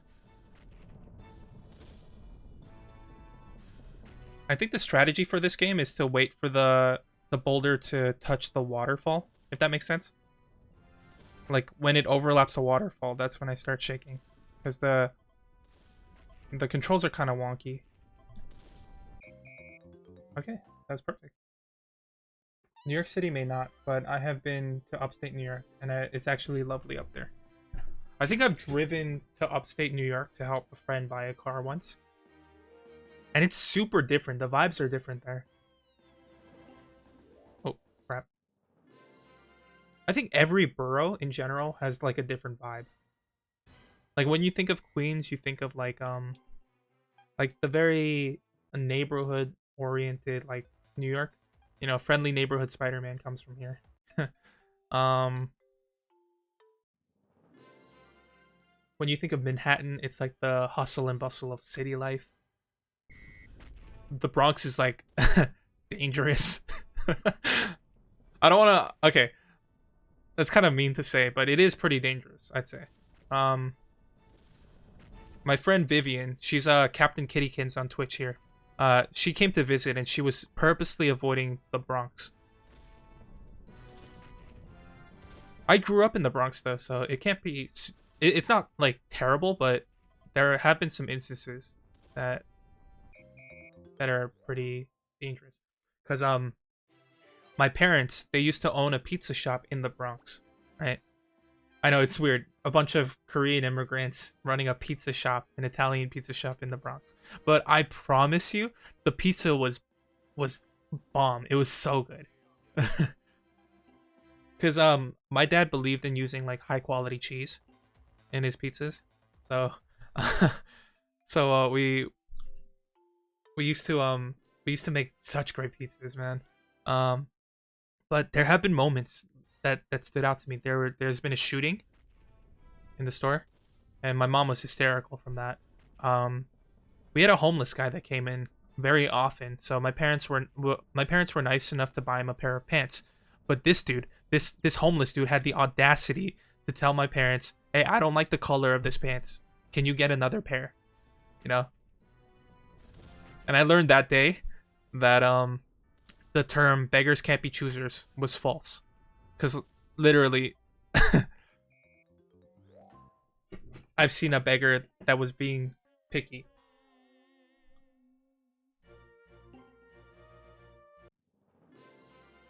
Did you make any without tomato sauce? I don't remember. I was very young. I was in elementary school and middle school when we had the pizza shop, and I was a huge beef patty guy.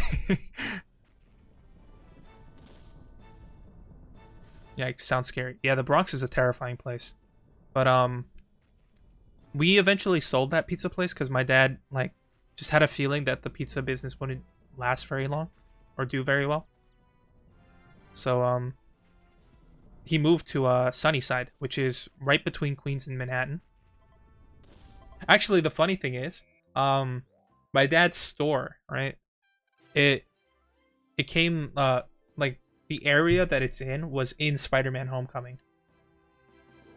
Also, sounds like he should be on r/choosing beggars. Yeah, if I ever, I don't know where he is now, but if I ever see him again, I'm gonna give him a mouthful or an earful. Why did I say mouthful? That sounds weird. I'm gonna give him an earful because it was an act of kindness. You know what I mean? And anyone appreciative would have just taken it, but like you're out here trying to beg for money, but also look stylish. Like, okay, bro.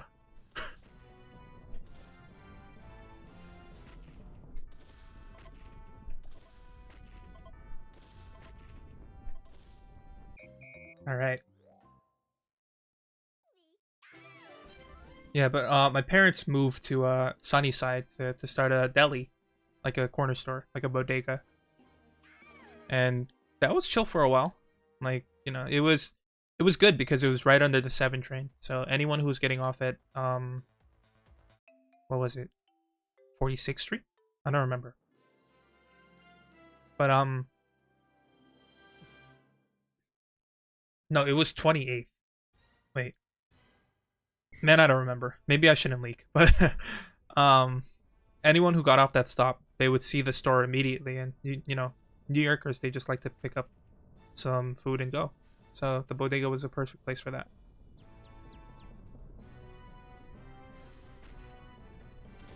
it still didn't deter like the weirdos or like the scary events from happening. Like there was a stabbing that happened near the store. So the police had to come investigate and they had to use our security footage. Right. Well, that was smart. Restaurant business is hard. My parents like to buy things for homeless or give them gift cards instead of giving them money. That way you ensure them getting what they need. That's that you should want to get them. Yes, I believe in that 100%. And your parents seem like very cool people.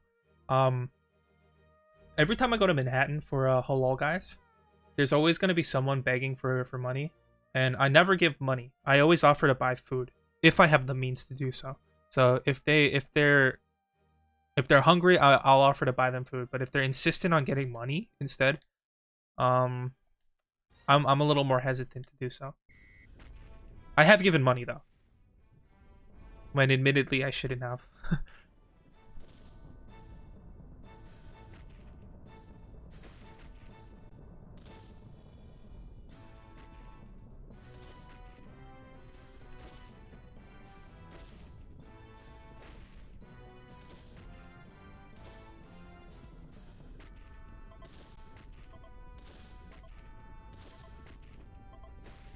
Damn, I am killing it.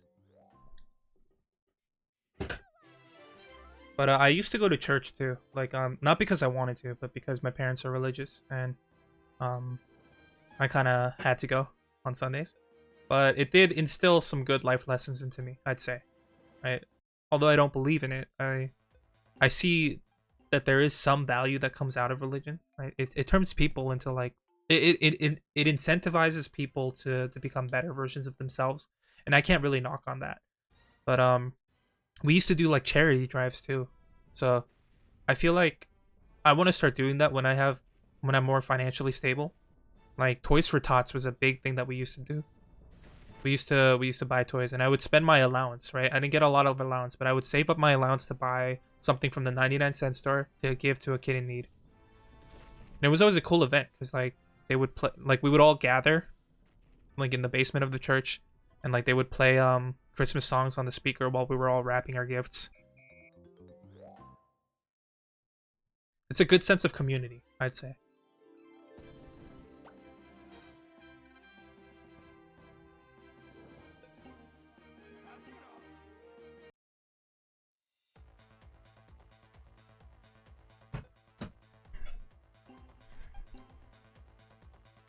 Yeah, it's really cool. It's really cool stuff, right? And I want to do something like that in the future, you know? Because I think that toys are very important for like the development of kids, right? Like it helps shape them creatively. Like I don't think I'd be where I am today if I didn't have like Legos growing up. Because what I used to do back in the day was I used to buy Lego sets or get Lego sets as presents from my parents, and then I would break them apart and then use those parts to make something new. So at first it was like little like action figures, you know, or like little like sorry. I used to have Bionicles. I don't know if you guys remember that or even know what that is. But I used to have Bionicles, and I would have like Lego sets, so I would combine the two and like create like weapons for them or like armor for them. You know, if I had just watched the new Iron Man movie in theaters back in 2008, I would like I would make like an Iron Man suit for them. And then I got really good at it. I made a sailboat that worked on wind power, which is pretty easy. You just have to make it light and then have like piece of tissue or napkin to like act as a sail. And I made a working rubber band gun, and it was modeled after what's it? I learned how to shoot rubber bands from my hand. You know, like by putting it in between your pointer finger, like fingernail, and then holding it, like wrapping it around your thumb, and then holding it via your pinky. So like when you let go of your pinky, the rubber band would shoot. But I modeled it off of that, so the trigger would act as like the pinky, and then yeah, it was pretty accurate too.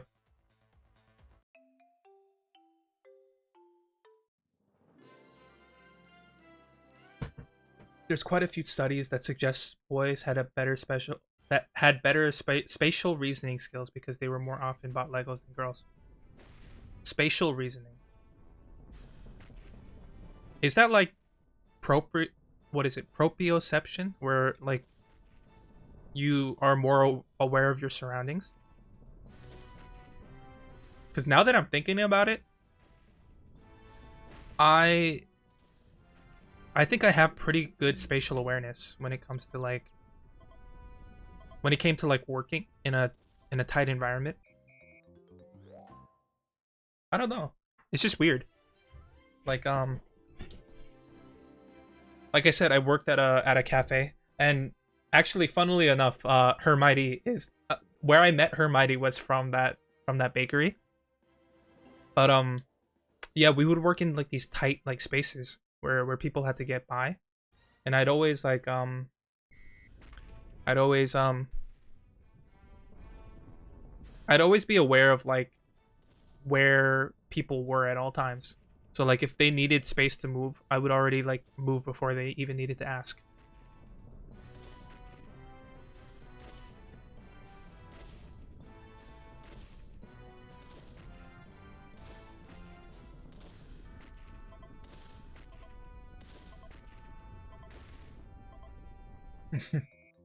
More like more aware of how things can fit together, 3D Tetris wise.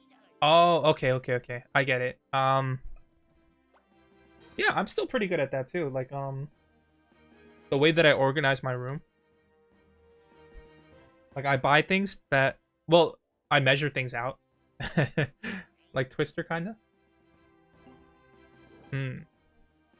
That does sound fun. Yeah, Hermione and I have been in the trenches. The trenches of working in the food industry.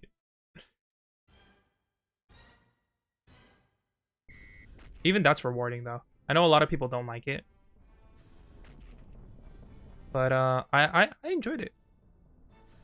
I said this in another stream, but I like helping people.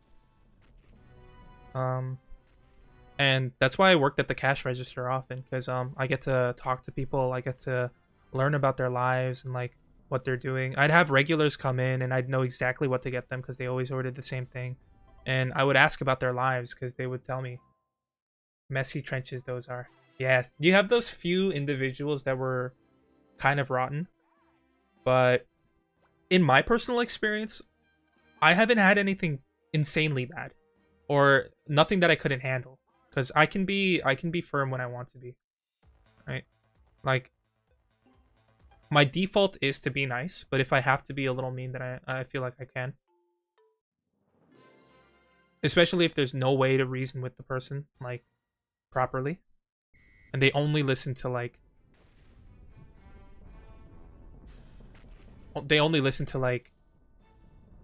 being yelled at or something. But yeah, no, first and foremost, I try to be nice to everyone because you get back the energy that you give, and I truly believe that. So I would have regulars come in, and some of my coworkers, they would even be like, "Oh, you talk to that guy? That guy's such an asshole." And I'm like, "No, he's pretty cool when you get to know him." Like there was this one guy who's like a germaphobe, and he would give the people a hard time, but once you understand where he's coming from, because I truly believe that he had some kind of problem with like some like deep rooted issue with like germs and stuff like that. All I had to do was accommodate for him. So every time I saw him coming in, I showed him that I would change my gloves. I would get a brand new cup from the middle, not the top, because he was, you know, he was like that. And I would get his coffee ready and make sure he was the one to close the lid because that's what he wanted. And he was super appreciative of that. So he would like talk to me like when the store was a little like dead or dull. And I got to learn that he's a photographer, right? He takes pictures of his wife. And it was cool. It's cool. But to everyone else, he's just some like anal, like germaphobe that just makes the job harder. But that's kind of the point of the job, right? Is to make as much people happy as possible. Especially if you're working at a cafe bakery, right? You're gonna deal with people who haven't had their morning coffee yet or anything, and they're not gonna be themselves.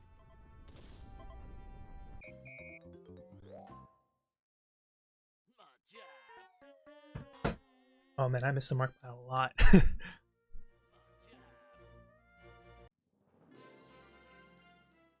But I don't know. I think it's just the attitude in New York. Like everyone just wants to grab and go and be as efficient as possible, right? And there's no time to just like slow down and have a conversation or talk to people.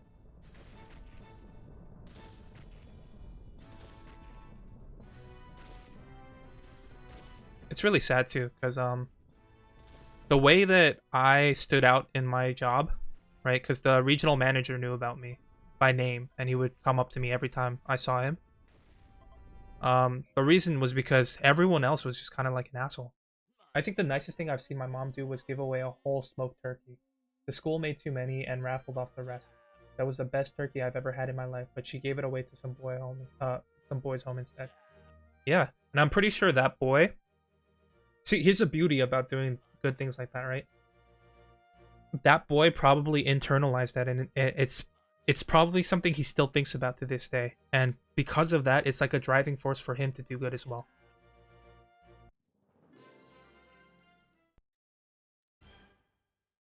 And that's why it's so important to be nice to other people. Because if you're mean to everyone all the time, then they're gonna you know they're gonna pay it forward by being mean to somebody else, right? But if you're nice to somebody and relentlessly nice, by the way, like not just try to be nice once, but then get discouraged after they're mean to you once, right? If you're relentlessly nice, then they're gonna start feeling bad about being mean, and they're gonna change their ways.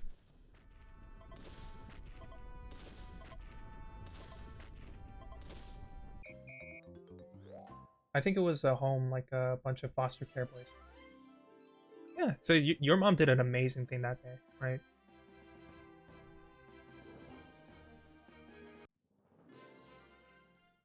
It definitely made their days. I can guarantee you that. And if you say that the turkey was as good as like as good as you say it was, then it's definitely gonna stick in their minds forever. Because food is also a very powerful thing, right? You're always gonna remember the tastiest foods that you've ever eaten.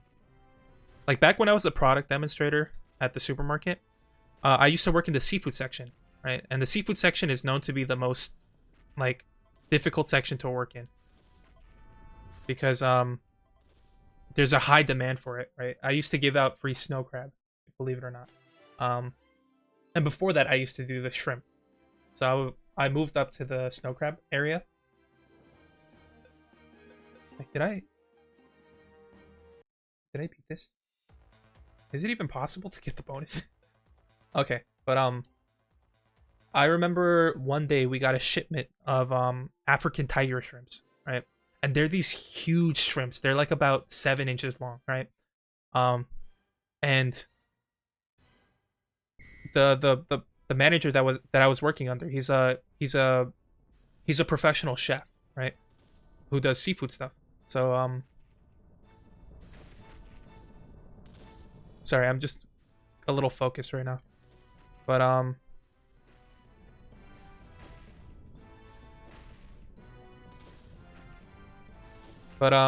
we got the shipment of African tiger shrimp, and he showed me how to cook it. The way he cooks it was oh, I was so mad at her at the time, but we really couldn't have eaten it anyways. I have to find the smokehouse that made it because I truly haven't had anything as good as it was since. Yeah, I mean, like as kids, we don't understand as much, so it's understandable. So if you're beating yourself up over like getting mad about that, please don't, because you were just a kid, and kids are gonna be kids. But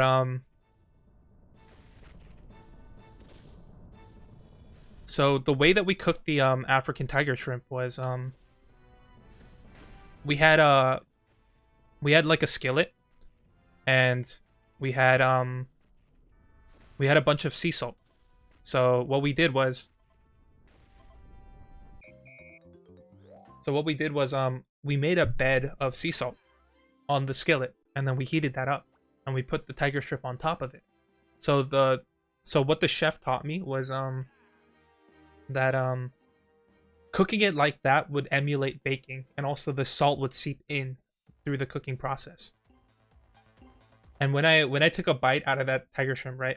We peeled that tiger shrimp, we put it in cocktail sauce, and when I put it in my mouth, I swear it was like there was electricity going off on the sides of my mouth. It was insane. It was so good.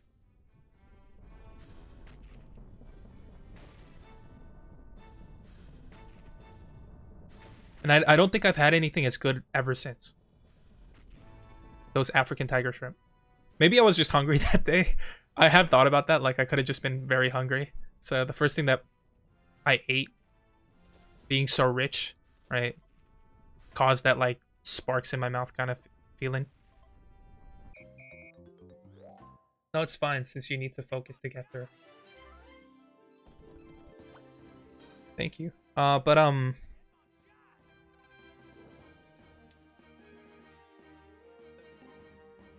yeah, I just haven't had anything as good as that before. So it just sticks out in my mind, you know? It's like a thing that just is there in my mind. Forever etched into my mind. And I will never forget that experience.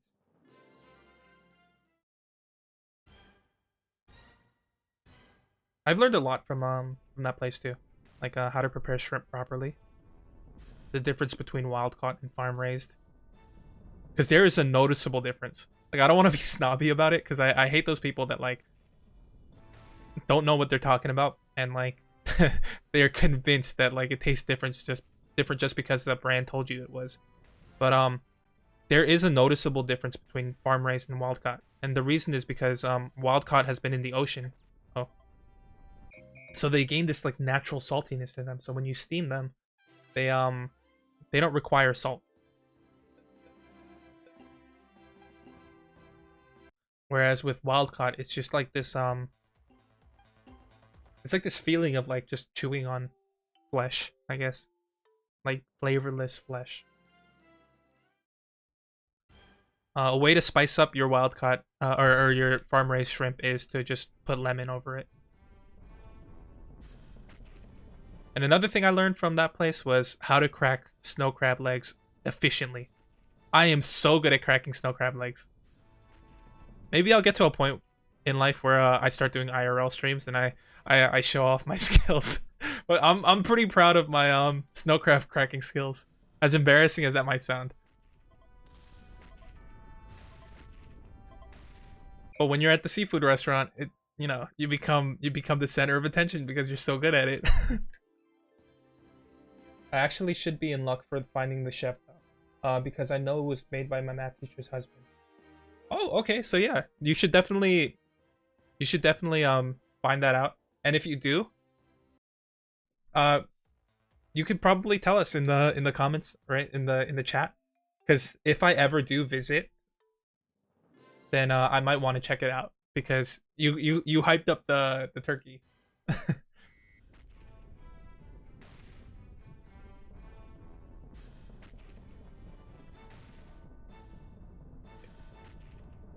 I gotta get the timing right on this. I don't know what difference this makes. Oh.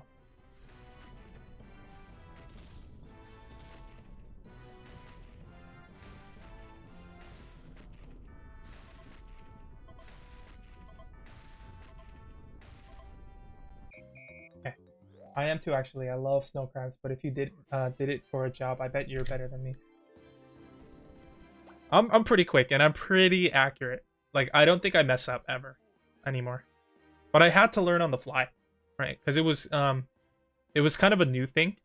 So they wanted me on it because I was already experienced in seafood.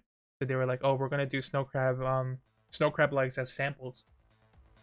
So they asked me to do it, and I didn't know how to crack snow crabs at the time. So they gave me scissors and like the thing, and then eventually I got like I started understanding the anatomy of the snow crab, and then I started being able to just find the optimal places to crack them, right? And how to crack them, like, or how to prepare them in a way that makes it easier. Because steaming is the best option if you want. Because if you fry it or like bake it or anything, it's the meat starts sticking to the shell, and you won't have a clean break. But with steaming, it separates it from the shell. So there's that. I know where all the ligaments are on the snow crab as well.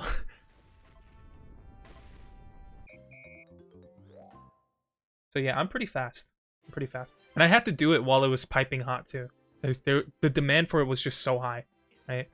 Because snow crab is expensive. Like, it's gotten more expensive after COVID, but back in the day, it was like $7.99 per pound on a good day. I've never had anything other than steamed. Have you had steamed snow crab with coconut paste? Because they pair so well together. The chef taught me that.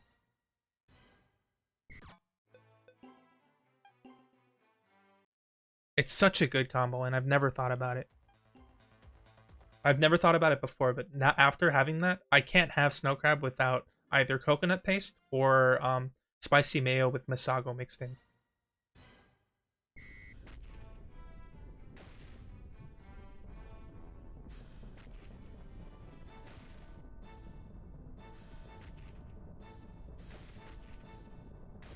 Shrimp too, but I have an affinity towards spicy mayo. I have like an unhealthy obsession with spicy mayo. Every time I go to a sushi restaurant, I have to get the spicy mayo.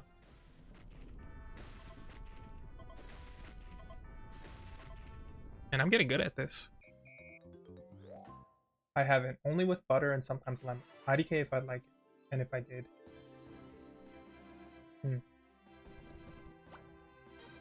Yeah, I think butter is like kind of the go-to for crabs. And specifically lobster. Lobster is something I want to get good at, but I haven't had much of an opportunity. I don't think I would give up just plain or butter dip. I do like butter dip too. It is good. But coconut paste is surprisingly good. It adds just like sweetness, like this subtle sweetness that is just right for the amount of like the saltiness of the snow crab. And like it's kind of like a glaze almost, because you have to glaze it on. So you heat up the coconut paste and then you glaze it on top of the flesh. And it's just ready to eat.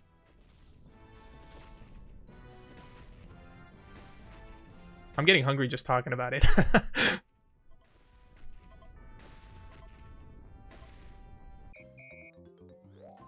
There's something majestic about lobsters that make me kind of not want to eat them. Ah, I see. Yeah. Actually, I've always wanted to keep a lobster as a pet because I know that they can get big. Like, we've had one lobster. Because we usually sell lobsters live at the supermarket. But we had a lobster that came in that was huge. Poképark is amazing. Yeah, it's really fun as spoons. I'm having a lot of fun. But we got this shipment of lobster, like this huge lobster, and there was like almost a bidding war in the supermarket because everyone wanted it. Like I don't remember how many pounds it was. I think it was like upwards of like 6 pounds, 6 to 10 pounds, somewhere around that ballpark. But yeah, we just got it in one day, and it was crazy. Hiss like a snake, hiss spoons. Oh, is it like that one guy? I forget his name, but the guy who wears a snake hat and goes, "I like snakes." Who's next? Celebi, and he is in the haunted zone. Okay, so I gotta get to the haunted zone.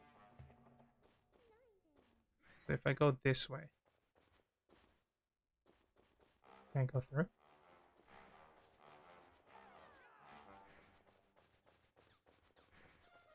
But I was watching YouTube videos, right, on this guy who's keeping a lobster. He's made 2 videos on it so far.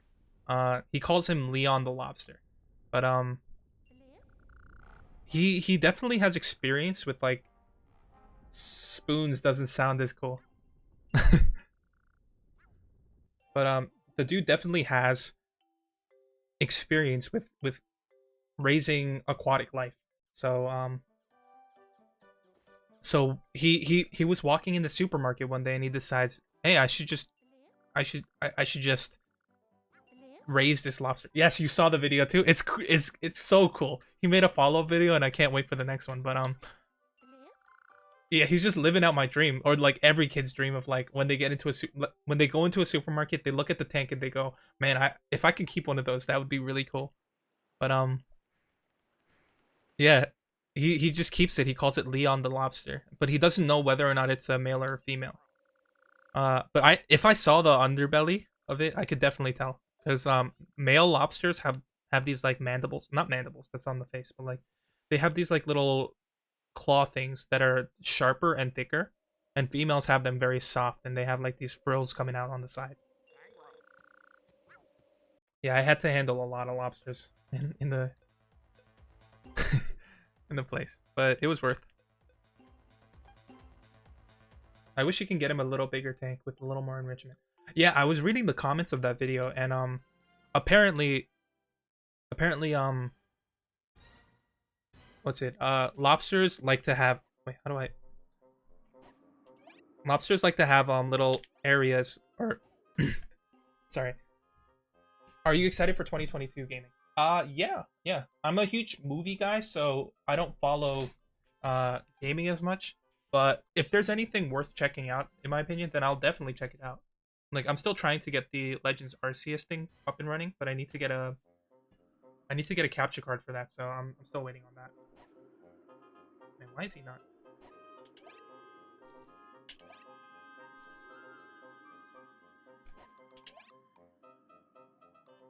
Man, oh, this is hard. Legends Arceus, yeah. It seems like a pretty cool game. So, and you know, I kind of branded myself towards Pokemon stuff, so yeah. You're excited for Kirby, but Arceus is so soon. What's the new Kirby game? Because I've only played a couple Kirby games on the DS when I was growing up.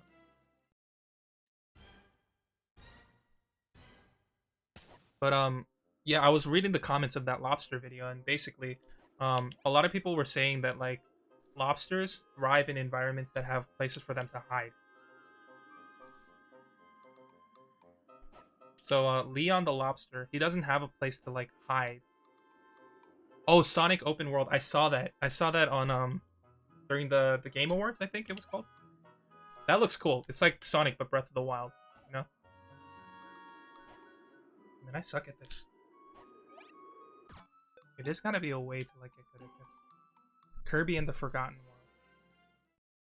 You know, one of the games that I saw that stood out to me. I don't know if I don't know if you'll know because it's one of the less popular games that were announced. But it's called I think Have a Nice Death or something. I forget. But it has like this Grim Reaper kind of. Don't say Elden Ring. Nah, I don't. I'm not.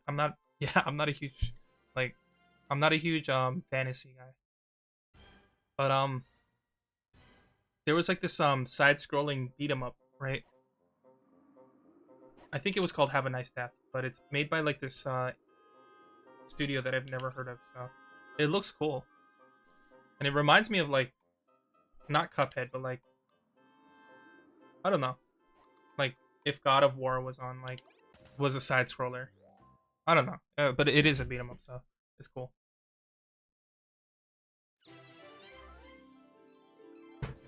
There's that, and I'm a bit of a Star Wars fan, so I saw Star Wars Eclipse, and that looked like fun. Or I mean, the trailer looked cool. I'm excited for Elden Ring, but I'm done hearing about it. What is Elden Ring? Is that like I'm not too sure about that. All I know is that I like platformers and puzzles, including 3DS Kirby games. I don't know if I'll like Legends Arceus. I'm pretty open to any type of game. Like, if I like it, I'll like it. But, you know, open world Dark Souls. Oh, okay.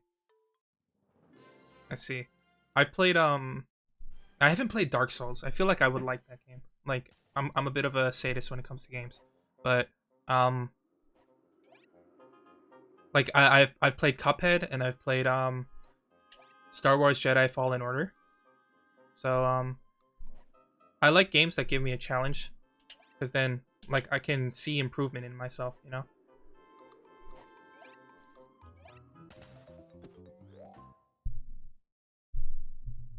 And then once you're able to beat the boss finally, you feel like such a badass, and it's just the best feeling ever.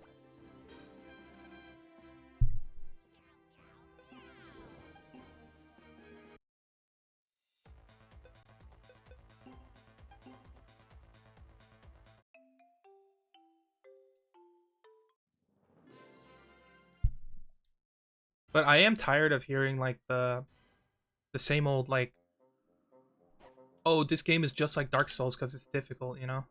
Like everything is a Dark Souls type game. It just has a high learning curve. I see. I always thought that the Dark Souls franchise was just popular because it's like brutally difficult. Sorry, Pokemon Conquest, not Showdown. Oh, the last game I was on fence about. The last game I was on the fence on Fire Emblem, which I only got because I love Pokemon Showdown. But there was more story and not strategy in Three Houses than I preferred.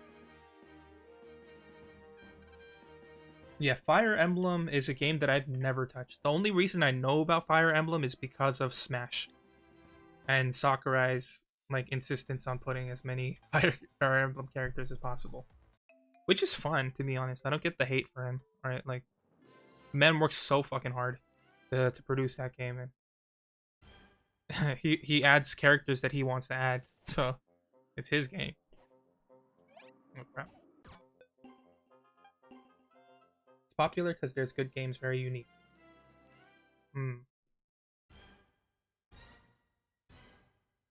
I'm pretty sure they're good games. I definitely do want to check them out because I like the challenge too.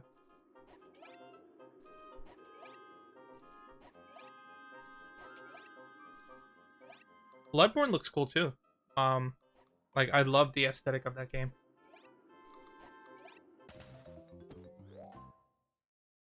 Popular because its hearts makes me angry. My bad. I see that saying things like that would be very reductive of like the entirety of the game. I'm pretty sure the game has its own merits as well, which is why we like a variety of games, right? Honestly, he's been to the hospital because of the hand problem he's developed coding and playing. Yeah, I feel so bad for Sakurai. He works too hard. I hope Ultimate is the last Smash game because one, it's like the perfect culmination of everything, right? Everything that came before it. So it's gonna be impossible to even try to top that. And then Sakurai, he deserves a break. I just feel so bad. Like saying Pokemon is just a kid's game. Yeah, I hate that. It's not true because there is like story element to it. There is the competitive scene, right? It's very dismissive to call things just popular off of just because it's difficult or calling it just a kid's game. The reason people don't like the Fire Emblem characters is because of the long reach of their hitbox because of their swords. And that's not even true for all the Fire Emblem characters. Yeah, I think some of the Fire Emblem characters don't even have swords, right? It's like saying all of Nintendo is just a kids game. Yeah, it's definitely not. It's family oriented, and there's merit to everything. You know what I mean? There's different aspects to the game. Right? There's also like the speed running scene too. That makes there's just it's to limit games to one demographic is very reductive and dismissive.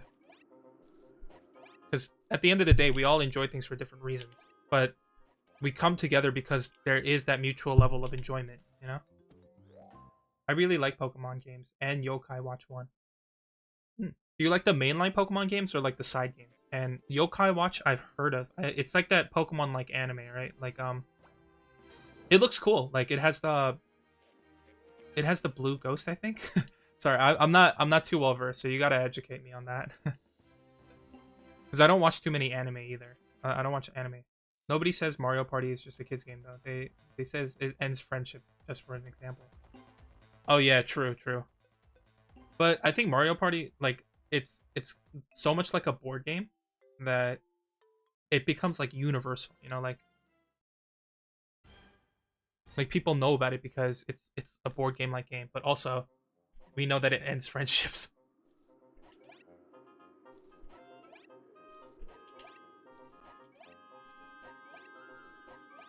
Sheesh. Yokai has a lot of cats in it too, and a bit of mystery dungeon. Hmm.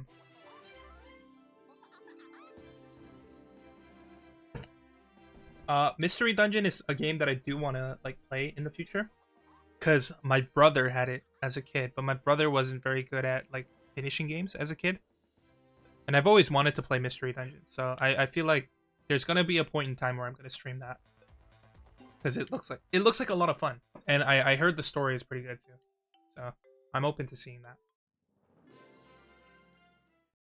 Yokai is way different to Pokemon. Oh yeah, yeah, yeah. I mean, I didn't mean it as like they're the exact same and one's copying the other. I'm just saying like there's elements of it that are very similar, which is fine because there are like genres to these kinds of things, right? But what is yokai all about? Not just a ripoff. Yeah, it's definitely not a ripoff.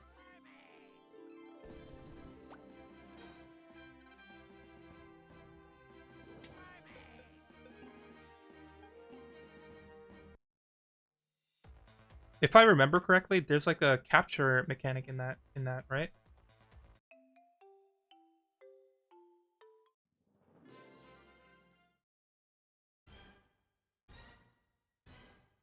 With foods. Ah, I see.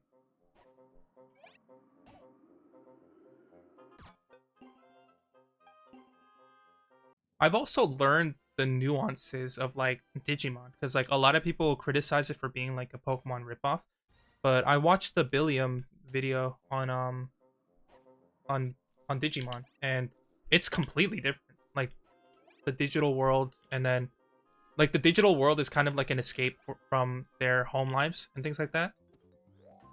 Different yokai like different foods. Ah, so like their foods. I see. Because yokai in Japanese is like like they're mythological creatures, right?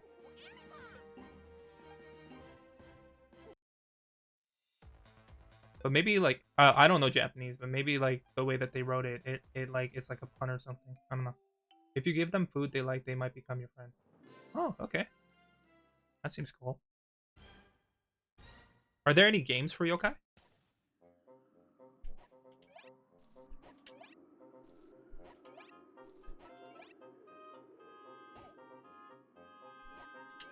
Oh crap. I needed two swings.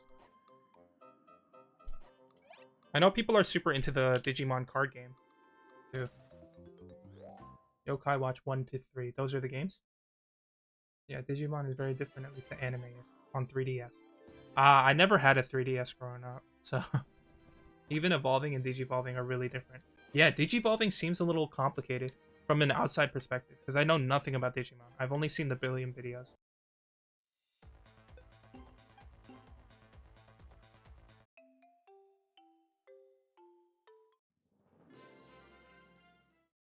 I didn't really grow up with Digimon, though, because I wasn't...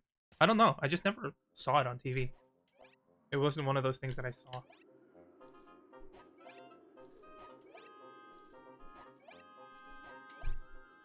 There we go.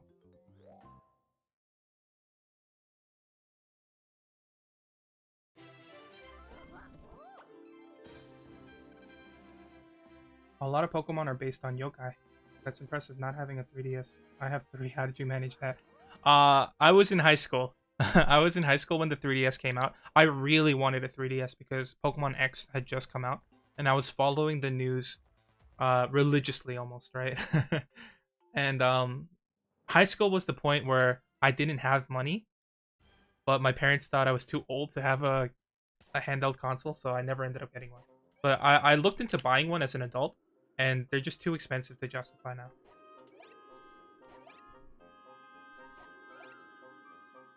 But I still do have my Game Boy Advance SP. I have my Nintendo DS Lite, and I have my Nintendo DS I still have them all. They're not in the greatest condition because I was a kid and I used to I used to just play with them all the time.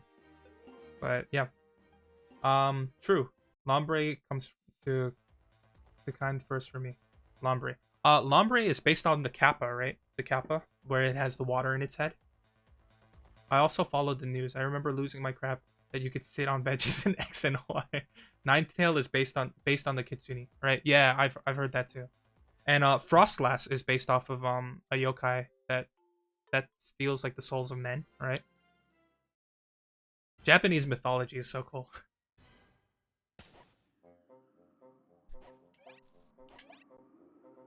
Oh crap. Oh, and I don't know if this is Japanese mythology. Correct me if I'm wrong, but Wukong or what's it? Infernape, the character that I'm playing right now is based off of Wukong, Son Wukong. And even more Pokemon are based on stories like Celestia's and Bamboo Child King. Oh, Celesteela. Yeah, yeah. That's the Ultra Beast, right? From Sun and Moon. The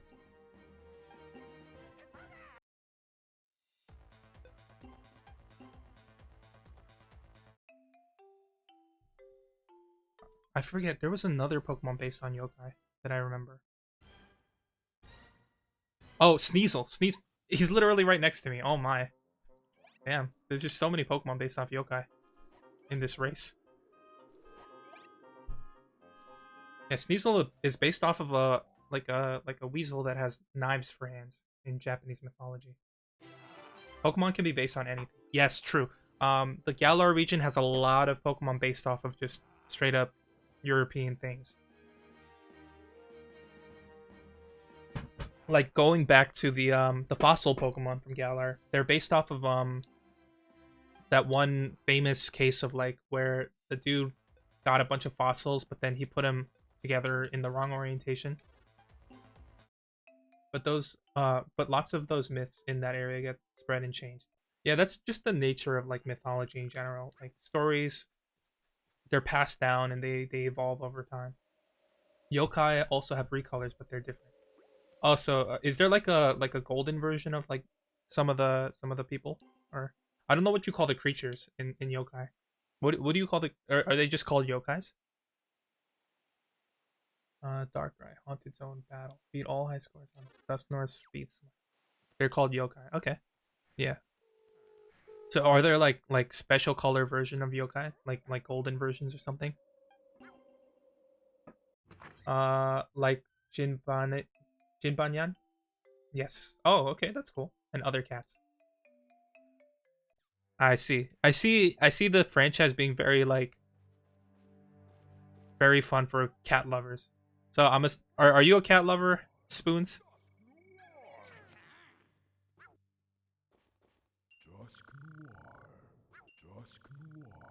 Are you a cat or dog guy? Because I'm more of a dog guy. Because I grew up with a dog. Ah, yeah. I'm allergic to cats, actually. I found that later in life. And I wasn't originally. I developed it later on in life. Oh, it's the worst. Because I have a friend who has a cat. And growing up, I could just chill with the cat and it was fine. But then I don't know. Like one year I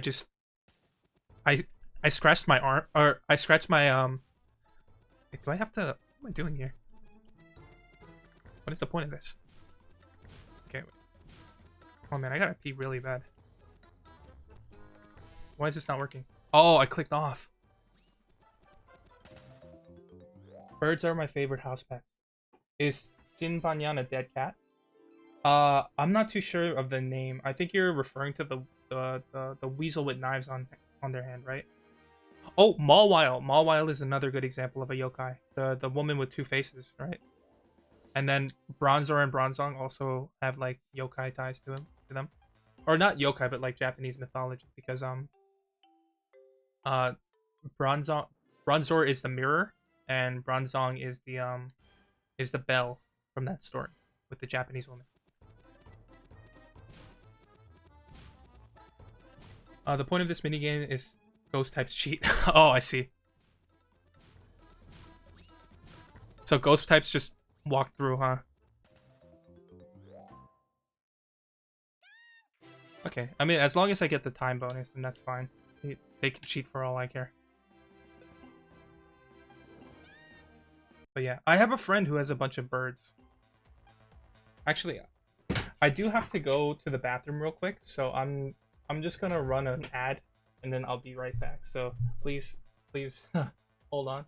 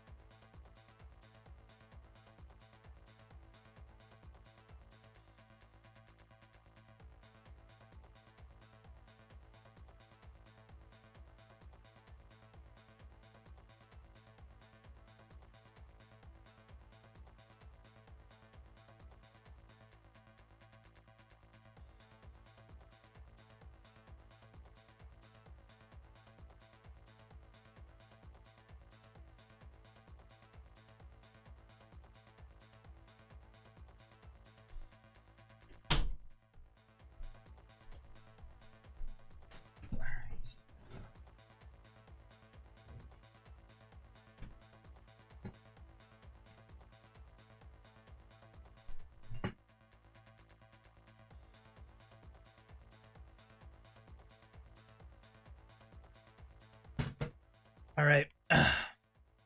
I'm back. Let's see. I wish I had more powerful hardware to emulate this game. It is the Wii. It shouldn't have to be a massive powerhouse. Oh, Spoons, do you have a computer by any chance? Because I could probably teach you how to emulate this game on your computer. Because that's what I'm doing. This is a computer.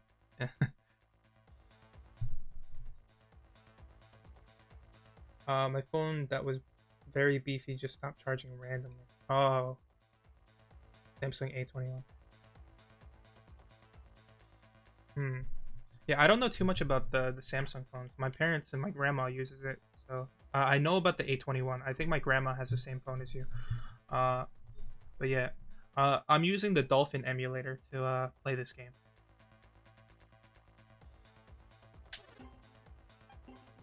and then I'm using a third-party controller app, where on my computer, so that I can use my PS4 controller.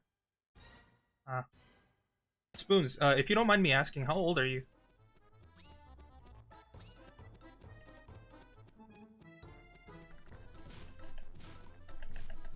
14. Ah, I see. And your parents won't buy you a computer? I feel like it's like super important to have a computer nowadays. Like it's one of the like main necessities of kids growing up right now. That and a phone. Oh, you don't want one. I see. Okay. I mean, to each their own, I guess. If you don't want one, then that's fine.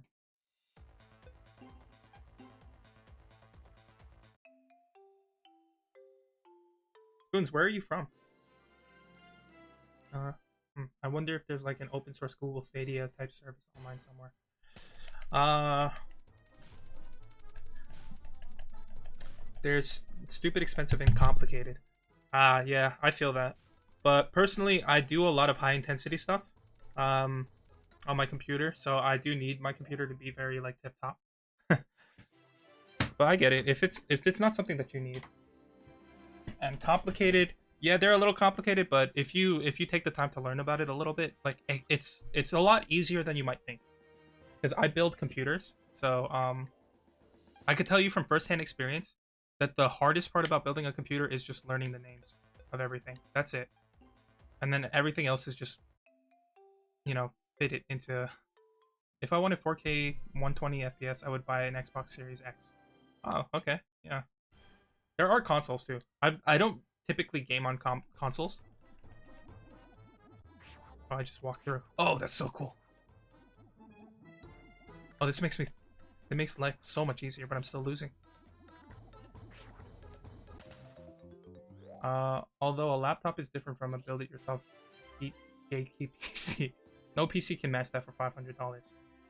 I would have to look at the specs of the Xbox Series X, but I think your statement is true. Because right now the computer market is very difficult, or it's very messed up because of the pandemic. So everything is being scalped to high heavens. So right now is like the worst time to build a computer. But $500 is a lot of money for building a pretty high intensive gaming computer. I will say. When you're dipping into the thousands, then you're like serious about it, and then when you're dipping above that, you're spending money on RGB. Truthfully speaking, which I am guilty of doing. But yeah, I hope like the computer community isn't like gatekept from you, because I personally think that anyone can do it, and I feel like everyone should do it. Personally, I think 4K 120 FPS is stupid, but I'm in denial about myself needing glasses, so maybe it's just me. Hmm. There is a noticeable difference when playing games. Personally, for me, I don't need it because I emulate games and I play like, I don't know, like low intensity games, right? So the only time I need things like that is when I'm playing a very cinematic game, right? But my younger brother, he plays Valorant, and he's trying to get better at it. So that's why he needs a very good PC, like a high intensity PC, because that's the difference between him getting into the rank he wants, staying where he is. 1080 at 30 FPS. I would bump it up to 60 because at 30 is a little low for me. But yeah, 60 is fine too. But if I can play at uncapped FPS, I will. But that's just me.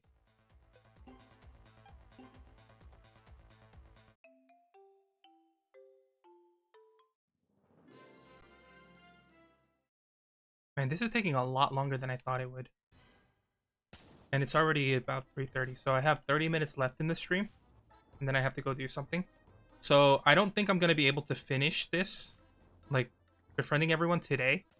So next time on Monday, I'll probably stream from 1 to 4 p.m. and we'll probably finish that so we can get into the password stuff. But I'm gonna finish this mini game and unlock Darkrai, and then I'm gonna move on to the Pokemon card opening, and then I'll end the stream for today. I prefer single player experiences. That's why I never feel underwhelmed by the Switch.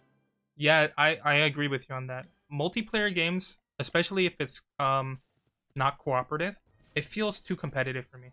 And it's like I get like the nature of competitive games and like their place in the gaming world, right? With like if you some people they want to play and they want to see where they rank in the world, which is completely fine. But for me personally, I don't have a game where I feel like I want to get that good at.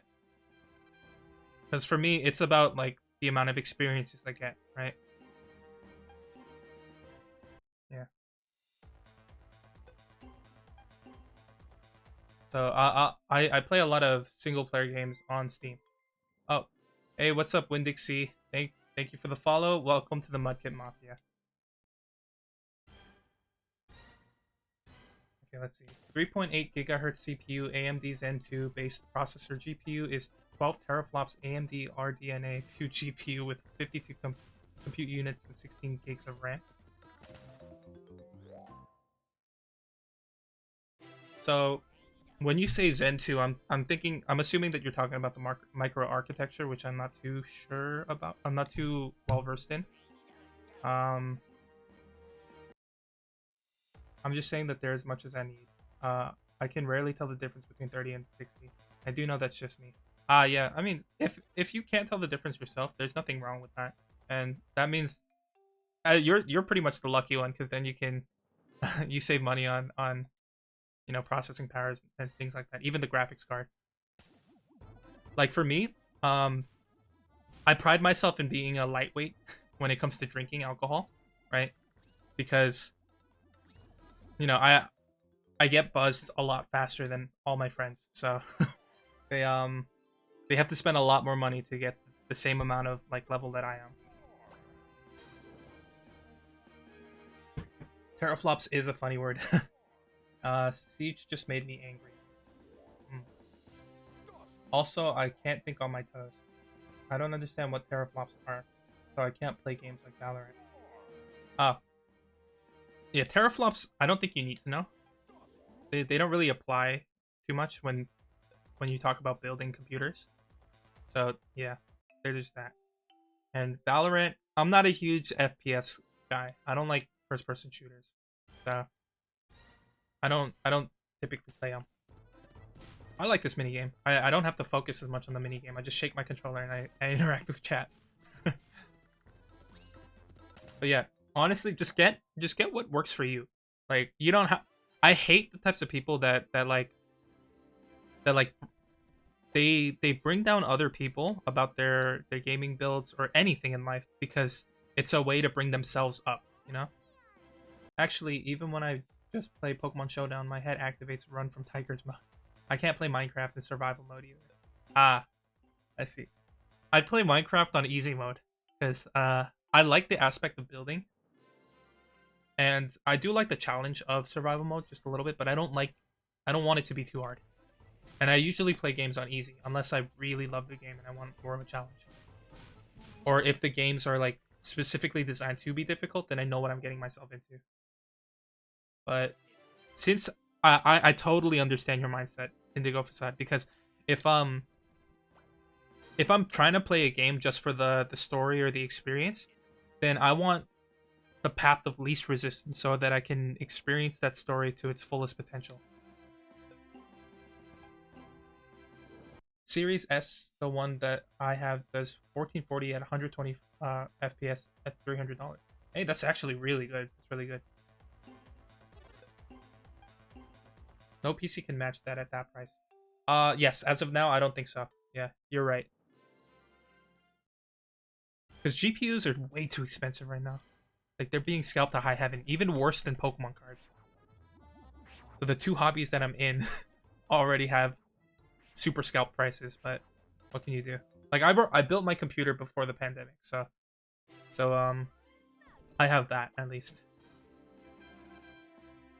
But you should see like the nightmare stories about people trying to get 3090s. It's just it's too much. I'm just coasting off of a 2060 right now.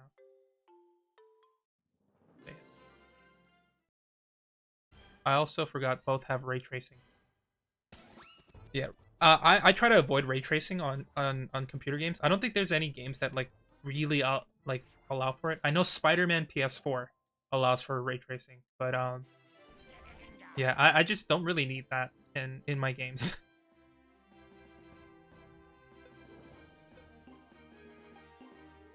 Hmm. It's just super annoying because it's not hard. My brain just thinks I'm in a life or death situation. Pumps up my heart rate, and turns off my brain. Oh, I see, I see. Yeah, that's unfortunate, but also like it is what it is, right? We just make the best of what we have. Like I had a piano teacher back in the day who couldn't watch me play Minecraft because the the turning gave her motion sickness.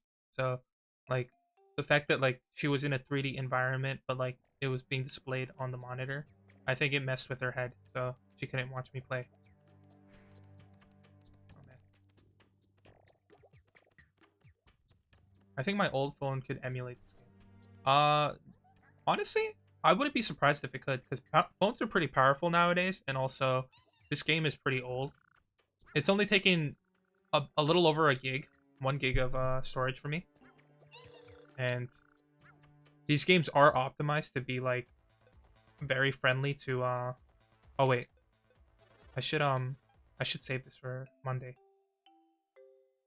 Like these games are very optimized for yeah. The Razer 2 phone was my baby. Yeah, I feel that.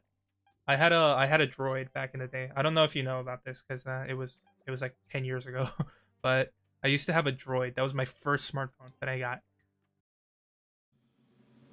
and I used to play so many games on that. Okay, until it stopped charging.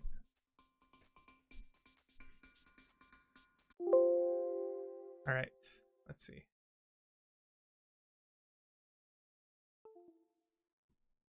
So I'm just gonna do a Pokemon card opening real quick, and then I'm gonna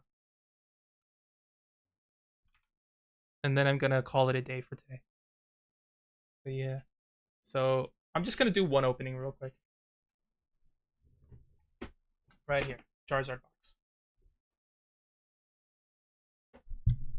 I need to get a mic for this setup because the mic that I have is on my computer desk and this is a separate desk. So yeah, it is what it is. I'll get one. I'll try to get one over the weekend. I'll see. Snapdragon 445, 2 GHz, 8 GB RAM. Hey, 8 gigs of RAM on a phone is pretty decent, I'd say. Like what I recommend for like computer builds is 16 gigs. So if it's just half of that, that's pretty good. I'd say.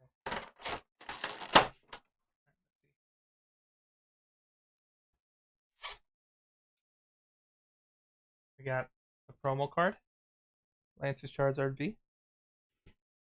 And we got the jumbo card that I never used.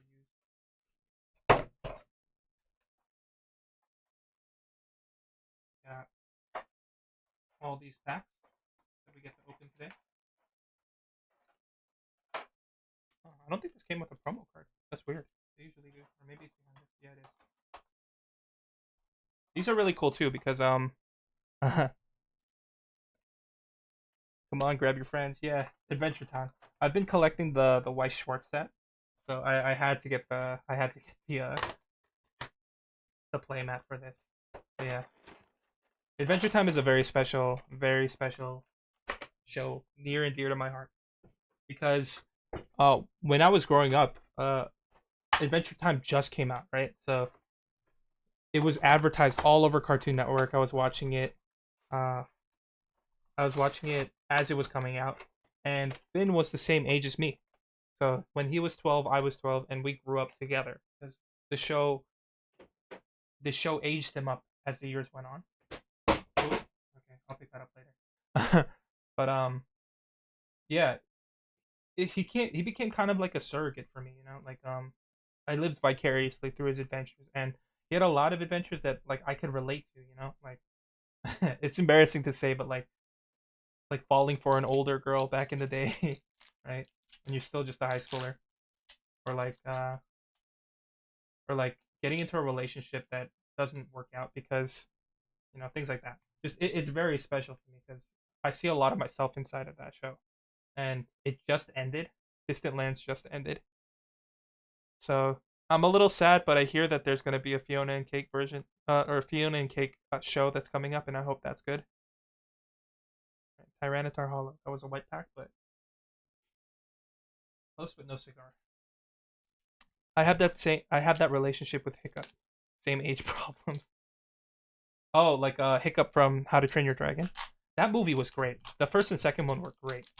I didn't enjoy the third one as much, but the first and second one were great. Oh man, I'm getting white cards. Sheesh. Let's see. Fighting Energy, Heatmore, Fearow, Escape Rope, Onyx, Spearow, Sizzlepede, Shinx, Cacnea, Primate, and just the Hollow Tapu Bulu. Okay, that's fine. That means all the heat is going to be in these packs, and I need that Charizard.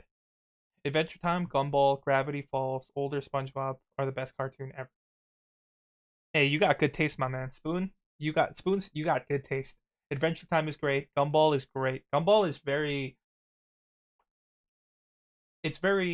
it's like South Park for kids in my opinion because they're very they're not afraid to talk about like social issues or like be more socially aware than most shows. So I appreciate Gumball for that, and it's very creative. Like I love the clash of art styles in that show. Gravity Falls is great. Is great. I hopped on the Gravity Falls wagon a little late, so I got to watch it all in one go. But I enjoyed the watch. Um, SpongeBob. I'm an OG SpongeBob fan. I know some of the newer stuff, but I never really kept up with it because I stopped watching cartoons in high school. Uh, stopped watching cartoons that came up on TV in high school. Um, regular show. Regular show is funny, but but it was usually in competition with Adventure Time back in the day, or it would be like the other show. And I was so into Adventure Time that I was never a huge regular show fan. You want to watch all of Adventure Time? I'd say go for it. It's totally worth it. There's 10 seasons. Each episode is 11 minutes long, so it's not even like a big commitment, right? You can just watch a couple episodes as you go. And it's just some of the best character writing I've ever seen in any show. You can't find a website to watch it. Do you know Kim Cartoons? I think that's a good website. But usually I don't know if I should say this on stream, but I find other ways to download my shows. I don't want to say it because I might be held liable. But no, not Kiss Cartoon, Kim Cartoons, Kim KIM. That place I usually go for my if I don't want to download anything, I'll just stream off from there. Yeah. So try that website. That website is pretty good. Um, and you said DuckTales 2017. Oh, you got a flying Pikachu. I heard the DuckTales reboot was actually really good. Like it's the gold standard of what remakes should be, which is really cool to hear. And I think Brendan Urie did a cover of that DuckTales theme song. I'm not too sure, but I heard him sing it, and I'm a huge Panic at the Disco fan. So Oh man, there was really nothing in this box. Oh well. Yeah, spoons. Yeah, I hear it's really good. It's really good. Hopefully Kim Cartoons works for spoons. Let me see. Kim Cartoon.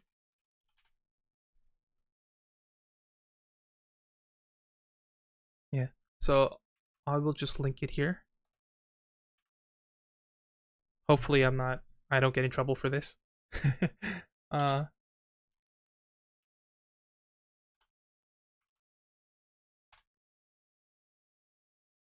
it's aggressively hilarious, especially Glom Gold. Mm. I've never seen any of the DuckTales stuff, so I don't know exactly what you're talking about, but I hear good things about it, so I trust that it's good. I trust that it's good. But yeah, I linked the site that I use if I don't feel like downloading it. But I prefer downloading my shows because one, there's no stuttering or there's no lagging or things like that. Two, it's in the highest quality possible, so I enjoy that. And three, there's no ads, so yeah, things like that. But yeah, I think that's gonna be it for me today. Uh, I don't really have anything more to open. Maybe I should open another thing. I don't know. I don't know. Maybe I should just save it for another time though. Yeah, I got Kim Cartoons and got million ads. Yeah, that's the downside about streaming. So Kim Cartoon is a good place to get, to watch shows, but you're gonna be bombarded with a bunch of ads. So I prefer just downloading my shows. Thank you, Indigo Fasada. I hope you have a great afternoon as well. Thank you, Spoons. Welcome to the Mudkip Mafia. Thank you for the follow. But yeah, I hope that works for you, Spoons. If I don't know any other shows to recommend, or I don't know any other websites to recommend other than that. So hopefully you find what you need to find. But yeah, that's gonna be it for me today. Thank you guys so much for hanging out with me. It means the world to me. It really motivates me to stream, to turn on the stream and just have a good time with you guys. Time really flies when I'm here. So I just want to tell you that I appreciate that, and I hope to see you guys next time on Monday, 1 to 4 p.m. Eastern Standard Time. And during that stream, I'm gonna be streaming the final friends. I'm gonna befriend everybody. So there's gonna be that, and then I'm gonna try to do the code stuff. The one that Indigo Facade recommended. So yeah, spend lots of time with your family. I hope you have a great rest of your guys' afternoon. Thank you so much for watching, and I will see you guys in the next one. Bye.